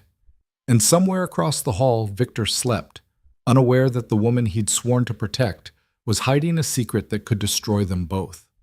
Lena touched the panic button one more time, feeling its weight. Safety was always just 3 seconds away. But some dangers came from within, and no amount of security could protect against that. Morning came too fast and brought no answers. Lena had spent the night running calculations she couldn't solve. $200,000. 48 hours. A father she hadn't seen in 12 years and a debt she hadn't known existed. She could barely afford her own rent a week ago. Now she was supposed to find money that could buy a house. The knock on her door made her jump. Lena, we need to leave in an hour. Victor's voice, calm, unaware. Okay. She heard him hesitate. You all right? Fine. Just tired. Get some coffee. Tonight's going to be long. His footsteps retreated. Lena stared at her reflection, practicing the lie. Smile. Look confident. Don't let him see the panic. She was getting better at pretending. Sarah arrived with another dress. Black this time, elegant but practical. Shoes she could actually run in if necessary. The panic button bracelet, polished and waiting. You look like hell, Sarah said bluntly. Didn't sleep much. None of us did. Dimitri's bounty has every lowlife in the city looking for an easy payday. We've already had 3 attempts to breach building security. Lena's stomach dropped. What happened to them? They're guests of the police now, trespassing charges. Sarah studied her. You sure you're up for tonight? Victor will understand if you need more time. I'm fine. You're a terrible liar. Then I'll get better at it. Sarah's expression softened slightly. Whatever's bothering you, you can tell me. I'm not just Victor's security. I'm also pretty good at solving problems. For a moment, Lena considered it, handing over the messages, the photograph, the impossible debt, letting someone else carry this weight. But then she imagined Sarah telling Victor, imagined his face when he learned her father had stolen from him, that she'd hidden it, that everything between them was built on a foundation of lies. I'm just scared, Lena said, which wasn't a lie. This is all happening so fast. It is, but you're handling it better than most would. Sarah handed her the dress. Get ready? And Lena, if you need anything at all, you come find me. Understood? Understood. Sarah left. Lena dressed mechanically, her mind spinning through impossible scenarios. She could try to find her father, ask him about the debt, but 12 years of silence suggested he didn't want to be found. She could try to get the money another way, but from where? Who would loan $200,000 to a waitress with no collateral? She could tell Victor everything and hope he understood. Hope he didn't see it as betrayal. Hope he didn't kill her father on principle. None of the options were good. Her phone buzzed, the burner number again. 45 hours, just a reminder. Lena deleted it and finished getting ready. The restaurant was called Luminaire, which should have told her everything she needed to know about the clientele. Valet parking, a doorman who looked like he screened guests for net worth, tables that probably required reservations 6 months in advance. Victor had gotten one with 4 hours' notice. They arrived in the same convoy as before. 3 cars, armed security, enough firepower to start a small war. Lena stepped out in her black dress and borrowed diamonds, feeling every eye on the street turned toward them. Victor took her arm and they walked in like they owned the place. The maitre d' greeted them with practiced enthusiasm. Mr. Hale, your table is ready. They were seated in the center of the room, not hidden, not protected, completely exposed to anyone watching, which was the point. Lena scanned the other diners. Wealthy couples, business dinners, a few faces she recognized from the meeting, people who worked in Victor's world watching this play out with interest. You're doing it again, Victor said quietly. Doing what? Looking for exits. Can you blame me? No, but try to relax. We have 8 security people in this room, 4 outside, 2 in the kitchen. Nothing happens here without us knowing about it first. That's supposed to be comforting. It's supposed to be reality. The waiter appeared with menus and wine recommendations. Victor ordered without looking at prices, a bottle that probably cost more than Lena used to make in a month. Are we celebrating something? She asked when the waiter left. We're showing Dimitri that his bounty doesn't scare us, that I'm not hiding you, that he made a strategic error thinking he could intimidate me through you. So I'm a prop. You're a statement. There's a difference. Not much of one. Victor leaned forward slightly. What's wrong? Nothing. You're a terrible liar. What happened? I told you. I'm just tired. Lena. His voice was gentle but firm. I can see something's bothering you. Talk to me. She wanted to. The urge to unload everything, the messages, the debt, her father, was almost overwhelming. But the restaurant was too public, too many ears listening. And once she started talking, there would be no taking it back. Can we discuss this later, somewhere private? Victor studied her for a long moment. All right, but we are discussing it. The food arrived in courses that were more art than sustenance. Lena picked at each plate, her appetite gone. Victor ate mechanically, his attention divided between her and scanning the room. They were halfway through the main course when Claire Montgomery appeared at their table, looking entirely too pleased with herself. "Victor, darling, Lena, my dear, what a lovely surprise." "Grandmother, this is supposed to be a private dinner. Nothing you do in public is private, that's the point." Claire pulled up a chair without being invited. "I heard about Dimitri's little bounty. Very crass, very amateur. He's making mistakes. Multiple mistakes, which I'm exploiting. Good, but that's not why I'm here." Claire looked at Lena. "I need to borrow your girl for a moment. Girl talk." "Absolutely not. Wasn't a request. 5 minutes, Victor. I promise she'll come back in one piece." Victor's jaw tightened, but he nodded. 5 minutes. Security goes with you." "Of course." Claire led Lena toward the restroom, 2 security guards trailing at a discreet distance. Once inside, Claire checked the stalls to ensure they were alone. "All right. What did Dimitri send you?" Lena's blood turned cold. "What? Don't play games with me, dear. I've been manipulating people since before you were born.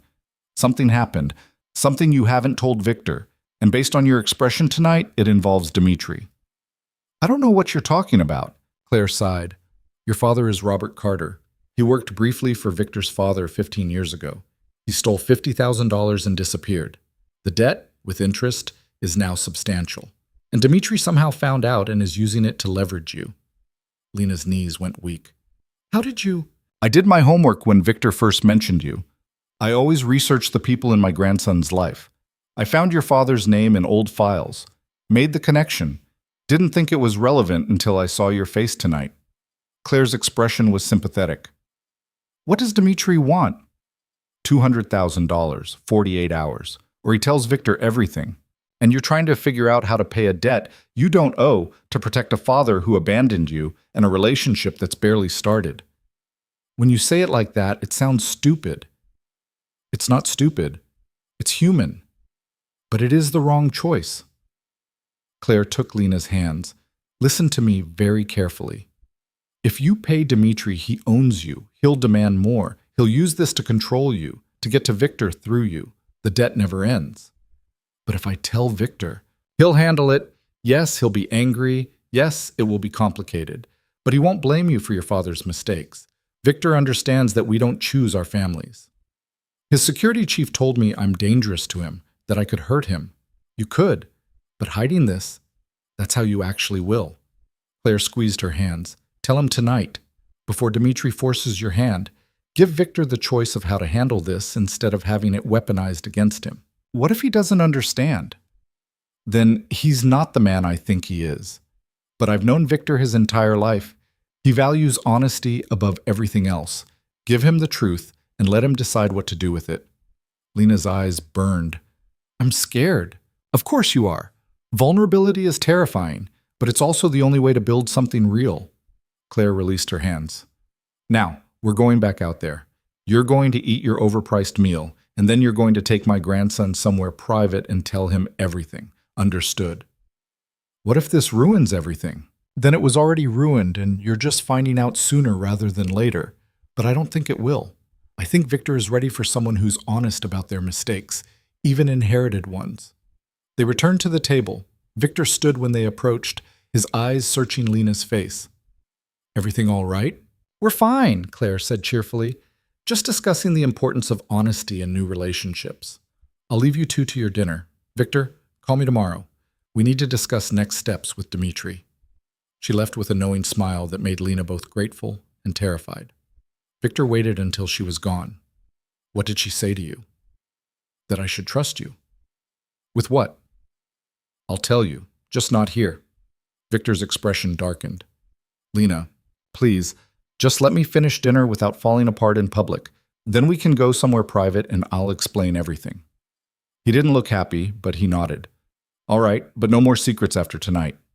"No more secrets." They finished the meal in tense silence. The food was probably incredible. Lena couldn't taste any of it. Her mind was too busy rehearsing what she'd say, how she'd explain, how she'd hope he understood. The bill arrived, a number that made Lena's debt seem almost reasonable by comparison.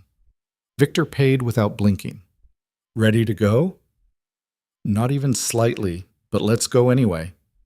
They walked out together, security forming around them. The ride back was silent, Lena's hand clasped in Victor's, his thumb tracing circles on her wrist. When they reached the residential floor, Victor led her to his room instead of hers. It was larger, more personal.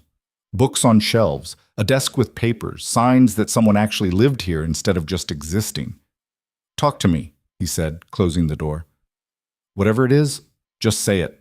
Lena sat on the edge of his bed, gathering courage. My father's name is Robert Carter. He disappeared 12 years ago when I was 16. Left my mother and me with nothing, no note, no explanation, just gone. Victor listened without interrupting. I found out tonight that he didn't just abandon us. He stole from your organization, from your father, technically. $50,000, 15 years ago. Victor's expression didn't change, but something shifted in his eyes. With interest, the debt is now $200,000, and Dmitri knows about it.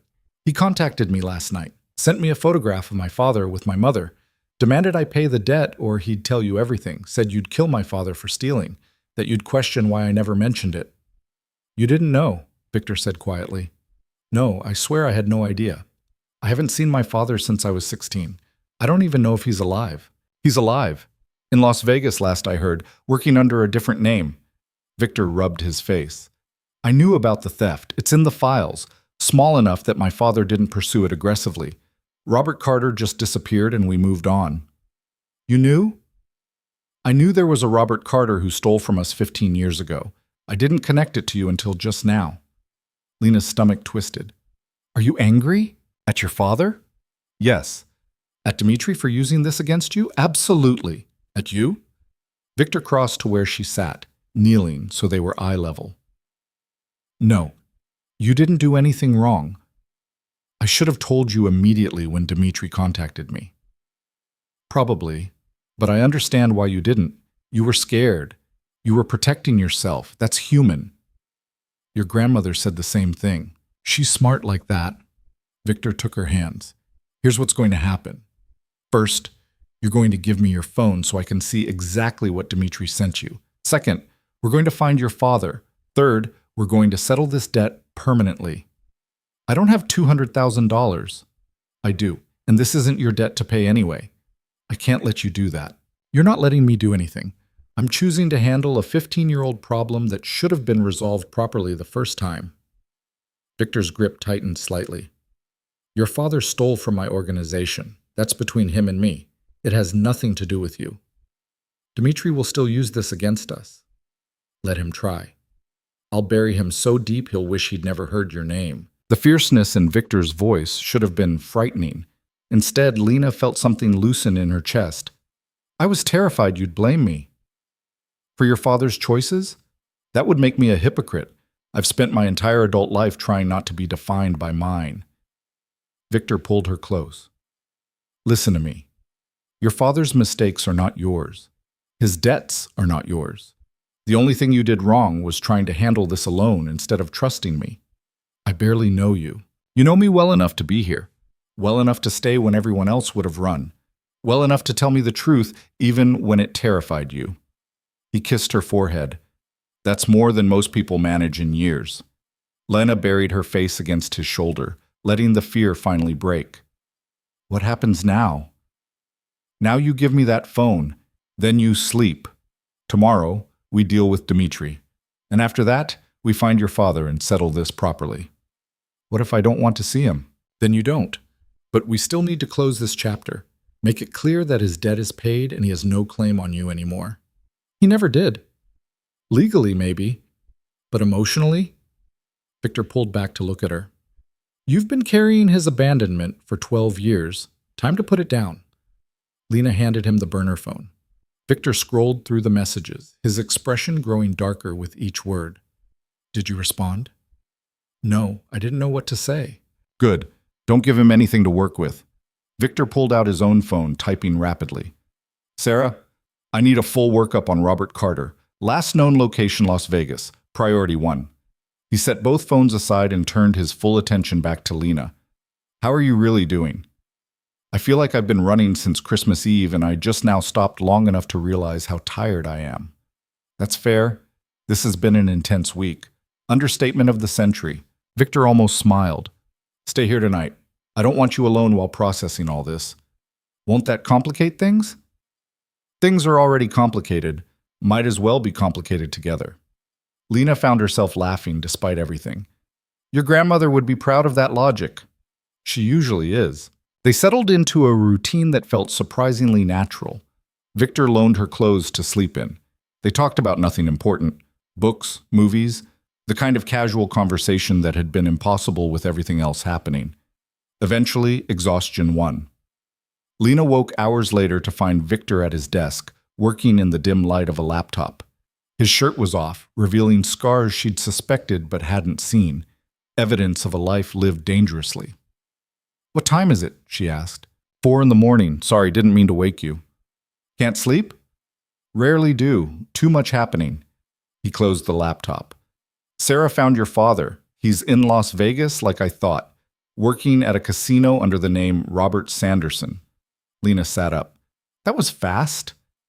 We have resources, and your father isn't particularly good at hiding. Victor crossed to the bed. We can be in Vegas by tomorrow afternoon. Meet him, settle the debt, make it clear that Dimitri's leverage is gone. Do I have to go? No, I can handle it without you. But Claire's right. This is your chance to close this chapter properly.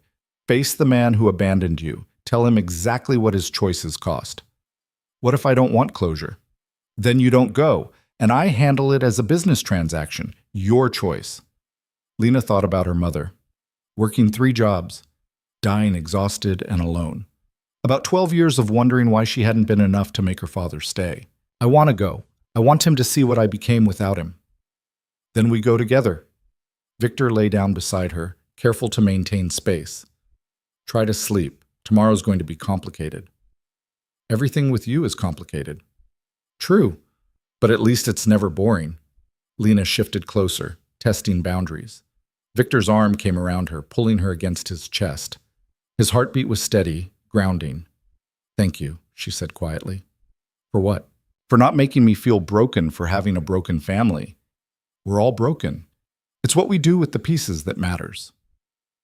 They lay there in the dark, 2 damaged people finding something like peace in each other's orbit. Outside, the city prepared for another day. Dimitri plotted his next move. Robert Carter lived his lie in Vegas. But in that moment, none of it mattered. Lena closed her eyes and let herself feel safe, even knowing it was temporary. Morning came with complications. Sarah appeared with news that Dimitri had escalated, posting videos online claiming Victor was weak, hiding behind a woman, losing control of his organization. The narrative was spreading. Let him talk, Victor said calmly. Words are just words. We're going to Vegas. When we get back, we'll have eliminated his leverage. Then we end this properly. The flight was arranged within hours. Private plane, full security detail. Lena had never been on a private plane before. It felt surreal. Victor worked the entire flight, making calls and sending messages, coordinating operations, managing an empire from 30,000 feet. Do you ever stop? Lena asked. If I stop, people die. Things fall apart. So no, I don't stop. That's a depressing way to live. It's the only way I know. They landed in Vegas early afternoon. A car was waiting. Of course a car was waiting. Everything in Victor's world moved with precision. The casino where Robert Carter worked was mid-tier. Not the Strip, but not a dive either. The kind of place where people gambled seriously, but not desperately. Sarah had arranged a meeting in a back office. Private, secure. Robert Carter walked in looking older than his years. Gray hair, tired eyes, the kind of weathered appearance that came from hard living and harder choices. He froze when he saw Lena. Lena? Hello, Dad. His eyes darted to Victor, recognition and fear warring on his face. Mr. Hale. Mr. Carter. Or is it Sanderson now? Victor's voice was cold. Sit down. We have business to discuss. Robert sat, his hands shaking slightly. Look, if this is about the money, it's about the money. It's about your daughter. It's about debts that should have been settled 15 years ago. I don't have it. I don't have anywhere near that kind of money. I know, which is why I'm settling it myself. Victor slid a paper across the table. This is a receipt for $200,000, paid in full. Your debt to my organization is cleared. In exchange, you sign this document relinquishing any claim to your daughter, any expectation of contact, and any attempt to use your connection to her for personal gain. Robert stared at the paper. You're buying me out of her life. I'm formalizing what you already chose 12 years ago. You abandoned her. Now you're making it official. Robert looked at Lena. Is this what you want? Lena met his eyes, feeling nothing. No anger, no sadness, just emptiness where a father should have been. You left me and Mom with nothing. She worked herself to death trying to provide for us both. She died alone because you weren't there. So yes, this is what I want. I want you to sign that paper and disappear again. Only this time, it's on my terms. Lena, I'm sorry. Don't. Don't apologize. Don't explain. Just sign the paper and leave. Robert's hand trembled as he signed. Victor witnessed it, dated it, and filed it away. We're done here, Victor said. If you contact Lena again, if you try to use her name, if you so much as think about causing problems, the debt comes back with compound interest. Understood? Understood. Robert stood, looking at Lena one more time. For what it's worth, I really am sorry. It's worth nothing. Goodbye, Dad. He left. The door closed. Lena stood there feeling lighter and emptier simultaneously. Victor's hand found hers. You all right? I don't know. Ask me tomorrow. Fair enough. Let's go home. The flight back was quieter. Lena stared out the window at clouds that looked like thoughts, shapeless and fleeting. Thank you, she said eventually. You already thanked me. I mean for the money, for handling it. I'll pay you back somehow. No, you won't. That was my choice, not a loan. $200,000 isn't nothing. To me it is. I spend more than that on security in a month. Victor looked at her. Stop trying to turn this into a transaction. It's not. I helped you because I wanted to. Because you matter to me. Accept it. You barely know me. I know enough. I know you're honest even when it costs you. I know you're brave even when you're terrified. I know you stayed when everyone else would have run. He took her hand. I know that when I'm with you, I remember what it's like to want something other than power and control. What do you want? Right now? To make sure you're okay. Tomorrow? To end Dmitry Volkov's career permanently. Long term? He smiled slightly. I'm working on figuring that out. They landed in the city as sun set, painting everything gold and red. The convoy was waiting, security tight, back to reality. Sarah met them at the building entrance. We have a problem. What kind? The kind where Dmitry just kidnapped Marcus DeLuca's daughter. He's demanding you meet him, alone, or he kills her. Victor's expression went from tired to lethal in an instant. When? 2 hours ago. He sent proof of life 10 minutes ago. She's alive but scared. Location? He'll send it when you agree to meet. Victor was already moving. Get every available team mobilized. I want that girl found before I have to make a trade. Victor. Marcus appeared, looking destroyed. He has my daughter, my baby girl. Please. We'll get her back, I promise. Victor turned to Lena. Go to the secure wing. Stay with Sarah. Don't leave for any reason. You're not actually meeting him alone. If that's what it takes to get Emily back, yes, that's suicide. Then I'll die getting her back. But I won't let an innocent girl pay for my war. Lena grabbed his arm. There has to be another way. There isn't, not this time. Victor kissed her hard. If something happens to me, Sarah will make sure you're protected. There's a will. You're provided for. You'll be okay.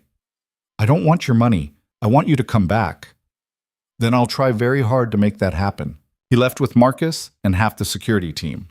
Sarah grabbed Lena's arm, pulling her toward the elevator. Come on, we need to monitor from operations.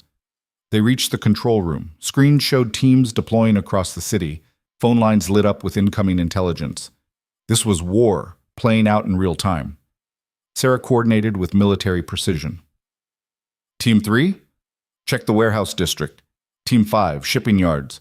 Someone find me a location before Victor does something stupid. Claire appeared, moving faster than Lena had ever seen her. What's happening? Dmitry has Marcus's daughter. Victor's about to trade himself for her. That idiot. That noble, self-sacrificing idiot. Claire pulled out her phone. I'm calling in favors. We're ending this tonight. The next hour was chaos. Teams searched. Intelligence came in pieces. And finally, a break. Security footage showing a van matching Dimitri's heading toward an abandoned factory on the east side. Victor's voice came through comms. I have the location. I'm going in. Wait for backup, Sarah ordered. Emily doesn't have time for backup. Victor. The line went dead. Sarah cursed. All teams converge on the east factory. Now. Lena watched screens showing Victor's car racing through the city. Watched him arrive at a building that looked like it should have been demolished years ago. Watched him walk in alone. The cameras inside were dead. No visual, no audio, just silence. Lena pressed the panic button on her wrist without thinking. 3 seconds. An alert sent. Sarah glanced at her. He's not going to answer that right now. I know, but he needs to know I'm here, that someone's waiting for him to come back. They waited. Seconds becoming minutes. Teams arriving at the location, moving in carefully, then gunfire, shouts, chaos transmitted through a dozen body cameras at once, and finally, Victor's voice. I have Emily. She's alive. Medical to the east entrance. Relief crashed through the room. People cheered. Sarah closed her eyes briefly, but Victor wasn't done. Dimitri's here. I'm ending this. Victor, don't. The comms went silent again. More waiting, more gunfire, then silence. Sarah's phone rang. She answered, listened, and her expression shifted. Understood. Bring him home. She looked at Lena. It's over. Dimitri's dead. Victor's alive. They're coming back. Lena's legs gave out. Sarah caught her, easing her into a chair. Breathe. He's okay. He's coming home. The convoy arrived 30 minutes later. Victor walked in covered in blood. Not all of it his. His face was blank, emotionless, the mask of someone who'd done necessary violence and was still processing it. Lena met him in the garage. He saw her and something cracked. She went to him without hesitation. He pulled her close, holding on like she was the only thing keeping him upright. It's done, he said quietly. Dimitri's dead. His organization is scattered. The war is over. Are you hurt? Nothing serious. Emily's safe. That's what matters. They stood there in the garage, surrounded by security and the aftermath of violence, and Lena realized something. This was her life now. This chaos. This danger. This man who'd killed to protect the people he cared about. And somewhere between Christmas Eve and now, she'd stopped being terrified of it. Let's go home, she said. Victor nodded. Yeah, let's go home. They didn't talk about it that night. Victor showered for 40 minutes, washing off blood and decisions that couldn't be unmade. Lena sat on his bed and waited, because leaving him alone felt wrong. When he finally emerged, wrapped in a towel with water still dripping from his hair, he looked more human than she'd seen him. Vulnerable, exhausted, real. You don't have to stay, he said quietly. I know. It's going to be a bad night. I don't sleep well after, he gestured vaguely, after everything. Then I'll be awake with you. Victor crossed to where she sat, kneeling in front of her. His hands found hers, holding on like she was an anchor in rough water. I killed him, Lena. I walked into that factory, found Dimitri with a gun to Emily's head, and I put 3 bullets in him before he could finish his threat. There was no trial, no justice system, just me deciding he'd done enough damage. Did you have a choice? There's always a choice. I chose violence because it was faster, cleaner, more certain. His grip tightened. Does that horrify you? Lena thought about it honestly. A week ago, the answer would have been yes. A week ago, she would have called the police, trusted the system, believed in proper channels. But a week ago, she hadn't watched Victor build an empire on impossible choices, hadn't seen the bodies left behind by people like Dimitri, hadn't understood that sometimes the only thing standing between innocent people and monsters was someone willing to become a different kind of monster. No, she said finally, it doesn't horrify me. It makes me sad that you had to make that choice, but I understand why you did. You shouldn't have to understand. You should be calling me a murderer and running. Maybe, but I'm still here. Victor rested his forehead against their joined hands. I don't know what I did to deserve you. You were honest when everyone else was lying. That's rare enough to matter. They stayed like that for a long moment. Then Victor stood, getting dressed in clothes that weren't covered in someone else's blood. He settled beside her on the bed, and they lay there watching the ceiling like it held answers. "What happens now?" Lena asked. "With Dmitri gone? His organization falls apart. Some people will try to take over his territory. Others will come to me looking for protection. A few will leave the city entirely. It'll be messy for a while, but eventually things stabilize." "And us? What do you want to happen with us?" It was a genuine question, not rhetorical. Victor turned to look at her, and his eyes held something she hadn't seen before. Hope, maybe. Or fear that looked like hope. "I want to stop feeling like I'm waiting for the other shoe to drop," Lena said. "I want to figure out what this is without someone trying to kill us every 5 minutes. That might take a while. I have a lot of enemies. Then we figure it out while dodging bullets. I'm adaptable." "You're insane. You're not exactly stable yourself." Victor laughed, actually laughed, genuine and surprised. "Fair point." They fell asleep eventually, tangled together in a way that wasn't sexual, but felt more intimate than anything Lena had experienced. Like they were holding each other upright through sheer determination. Morning brought Sarah with coffee and a tablet full of news reports. Dimitri's death was being reported as a gang shooting. 3 other bodies found at the scene, all with known criminal records. The police were investigating but didn't seem particularly motivated to solve it. "Convenient," Lena said. "We have people in the department," Sarah explained. "They're not covering it up, just not prioritizing it. Dmitri made enemies. No one's crying over his death. Except maybe his aunt. Katrina Volkov is currently on a plane to Moscow. She's not stupid enough to stay and fight a war she can't win." Sarah set down the tablet. "Marcus wants to thank you both. Emily's home, shaken but physically fine. He's asking if you'll come to dinner next week." Victor nodded. "Tell him yes, and make sure Emily has security for the next few months, just in case anyone decides to try again." "Already arranged." The rest of the day was spent in meetings, consolidating territory, reassigning resources, making sure Dimitri's collapse didn't create opportunities for new problems.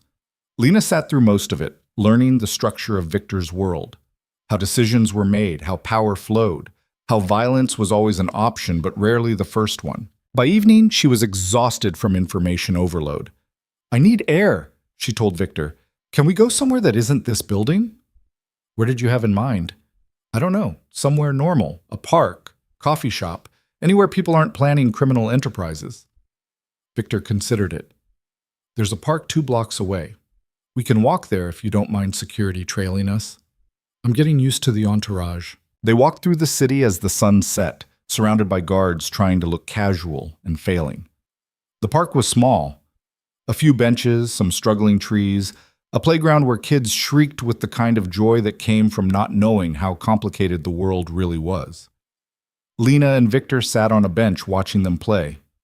The normalcy of it felt almost alien after everything. "Do you ever think about having kids?" Lena asked. Victor looked surprised. "That's a jump in topic." "Humor me." "I used to, before I fully understood what my life would become. Now?" He shook his head. "I can't imagine bringing a child into this world. The danger, the pressure, the weight of inheriting an empire built on violence. So that's a no. That's a, I don't know how it would work. What about you?" Lena watched a little girl demand to be pushed higher on the swing. "I always thought I'd have kids someday. A family that was nothing like the one I grew up in. Stable, present, normal." She laughed. "Clearly that plan changed. You could still have normal. You could still leave all this behind." "Could I? Really? After everything I've seen and done and become part of? If you wanted to badly enough, yes. I'd make sure you were protected, set up somewhere safe. You could go back to being Lena Carter, waitress, living a quiet life." "That person doesn't exist anymore." Lena looked at him. "And I don't think I want her to." "What do you want?" It was the same question he'd asked before, but the answer was different now, clearer. "I want to stop surviving and start living. I want to figure out who I am when I'm not just reacting to crisis after crisis. I want—" She paused, gathering courage. "I want to see where this goes, you and me, whatever this is." Victor's hand found hers. "It's going to be complicated. Everything with you is complicated. I'm never going to be normal. This life, this world, it's who I am. There will always be enemies, always risks, always decisions that keep me awake at night. I know. And you're okay with that? I don't know yet, but I'm willing to find out. Victor pulled her closer, kissing her in a way that felt like promise and apology combined. When they broke apart, his expression was serious. If we do this, really do this, I need you to understand something. I will protect you with everything I have. I will give you anything you want, but I will also make decisions you don't agree with. I will do things that frighten you. I will be exactly who I am, and I can't promise to change. I'm not asking you to change. I'm asking you to let me in, to stop treating me like something fragile that needs to be protected from reality. You are fragile compared to my world. Then help me become less fragile. Teach me. Let me learn. Stop making decisions for me and start making them with me. Victor studied her for a long moment.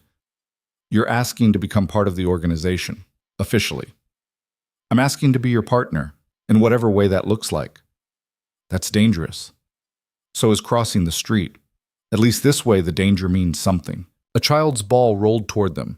Victor picked it up, tossing it back to a boy who couldn't have been more than 6. The kid waved thanks and ran back to his game.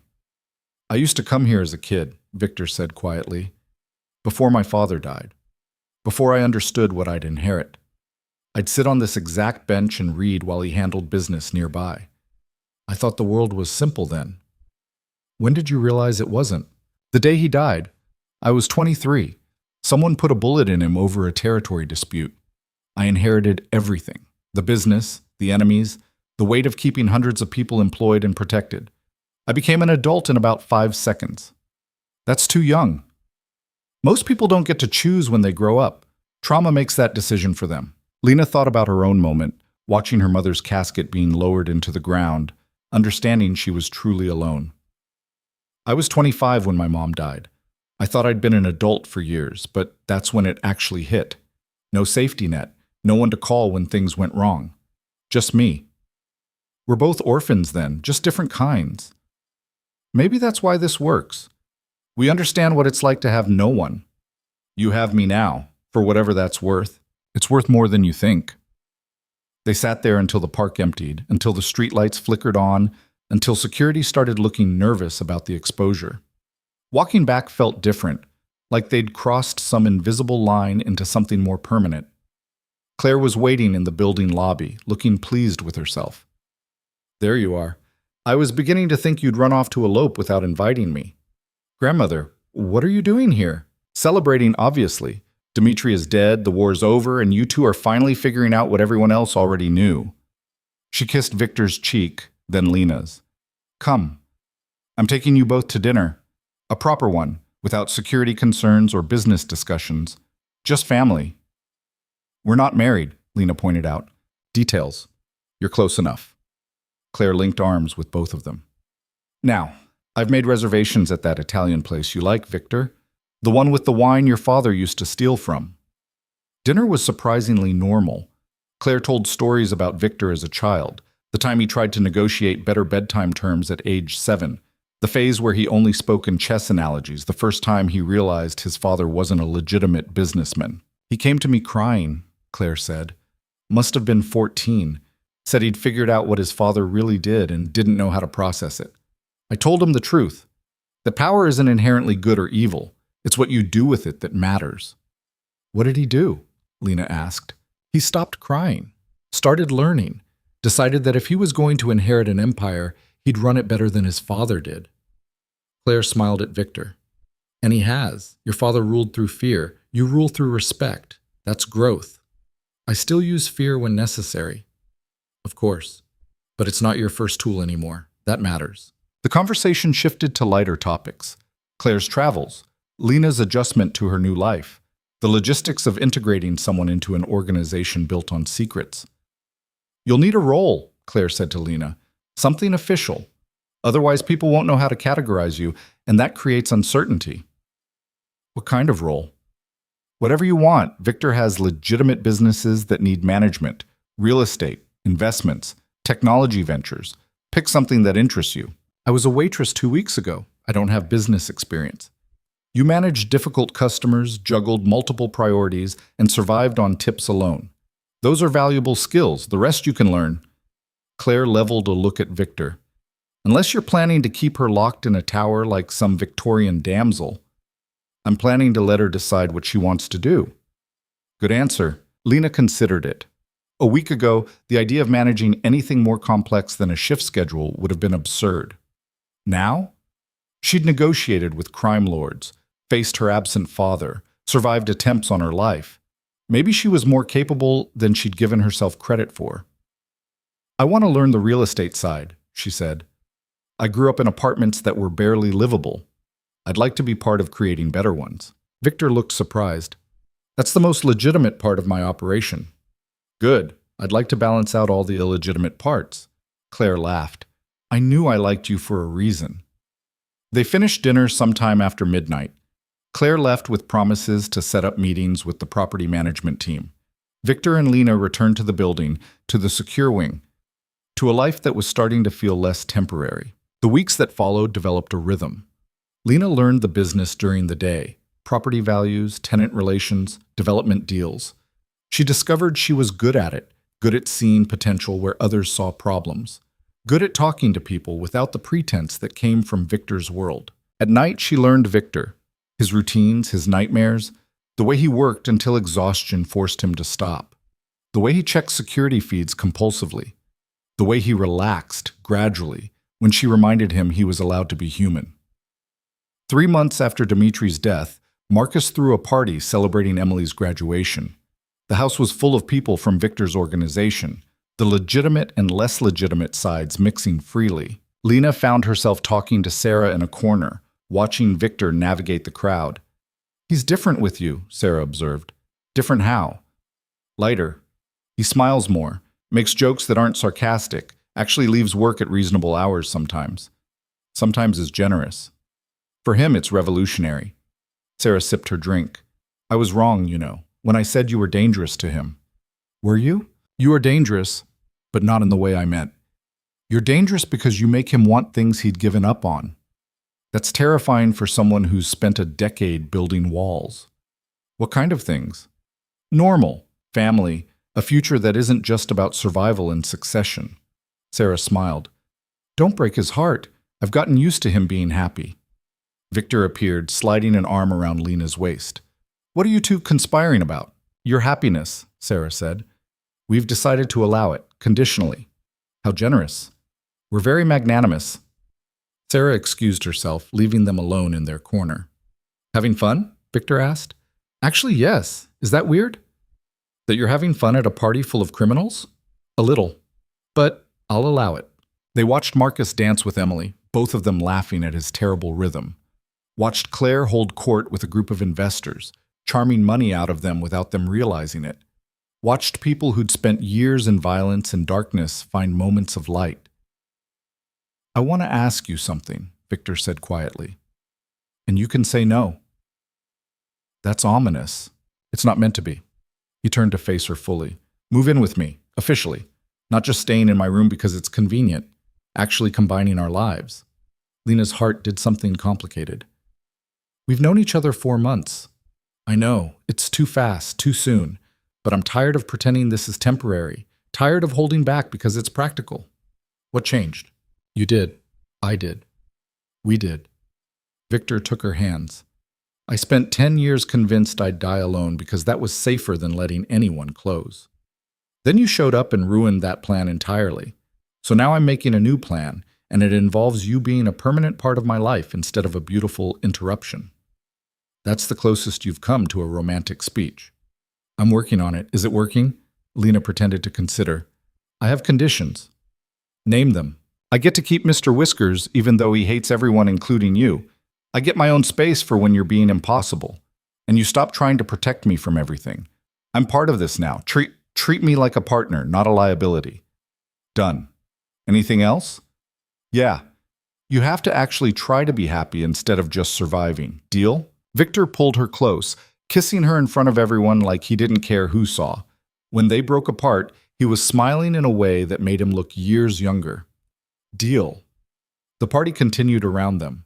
Music, laughter, the sound of people who'd survived impossible things finding reasons to celebrate anyway. 6 months later, Lena stood in front of a mirror wearing a dress that cost more than her old apartment. Sarah was adjusting the veil with a critical eye. Stop fidgeting. I'm getting married. I'm allowed to fidget. You're getting married to a man who controls half the city. You need to look confident. I feel like I'm going to throw up. That's normal. Breathe. The wedding was small despite Claire's protests. Just close friends and family in the garden of Victor's mansion, the same mansion where Lena had first stepped into this world, terrified and out of place. Now she walked through it like she belonged, because she did. Claire appeared, looking elegant and pleased. Ready? As I'll ever be. Good, because Victor is pacing out there like a caged animal. Put him out of his misery. The ceremony was short. Victor had wanted simple, and Lena agreed. No theatrics, no spectacle. Just two people making promises they intended to keep. When the officiant asked if she took Victor to be her husband, Lena looked at the man who'd been honest when everyone else lied. Who'd protected her without trying to own her. Who'd killed for her and then asked if she was okay with who he'd become. I do. Victor's vows were shorter. I promise to be honest, even when it's hard. To protect you without controlling you. To build a life with you that's worth all this chaos. I do. They kissed, and applause erupted from their small crowd. Marcus whooped. Claire dabbed her eyes. Sarah looked smug, like she'd predicted this all along. The reception was chaos in the best way. Dancing, drinking, stories that got more exaggerated with each retelling. Lena found herself pulled from conversation to conversation, accepting congratulations from people who'd terrified her 6 months ago and now felt like family. Late in the evening, she and Victor snuck away to the same window where they'd stood on Christmas Eve. The city glittered below them, full of possibility and danger in equal measure. Any regrets? Victor asked. About 100. But not about this. Good, because I'm not letting you back out now. Wouldn't dream of it. They stood there watching the city, two people who'd found each other in the mess and decided to stay anyway. It wasn't perfect. It wasn't safe. It definitely wasn't normal. But it was theirs. 2 years later, Lena stood in a different room, holding a positive pregnancy test and trying to figure out how to tell her husband he was going to be a father. The same husband who'd said he couldn't imagine bringing a child into his world. Victor found her staring at the test, and his expression cycled through surprise, fear, and something that might have been joy. We're having a baby, Lena said. We're having a baby, he repeated like he was testing how the words sounded. Are you okay with this? Victor crossed to her, taking the test with shaking hands. I don't know. Ask me in 9 months. That's not reassuring. I'm terrified. I have no idea how to be a father. I'm going to mess this up in spectacular ways. Probably. But you'll also love them fiercely and protect them absolutely and teach them that power isn't inherently good or evil. It's what you do with it that matters. Victor pulled her close. You're quoting my grandmother. She's a smart woman. She's going to be insufferable about this. She earned it. The baby, a girl they named Margaret after Lena's mother, arrived 8 months later. She had Victor's dark eyes and Lena's stubborn expression, and she changed everything without trying. Victor became the kind of father who read balance sheets while rocking a baby to sleep, who negotiated territory disputes via phone while changing diapers, who looked at his daughter and saw something worth being better for. Lena watched him transform, watched the empire shift to accommodate this new priority, and understood something fundamental. People weren't just their worst moments or their worst choices. They were also their capacity to grow, to change, to become something different when given a reason. Claire held her great-granddaughter and cried, actually cried, while declaring this the best manipulation she'd ever accomplished. I didn't manipulate this, she said, bouncing Margaret gently. I simply set the pieces in motion and let nature take its course.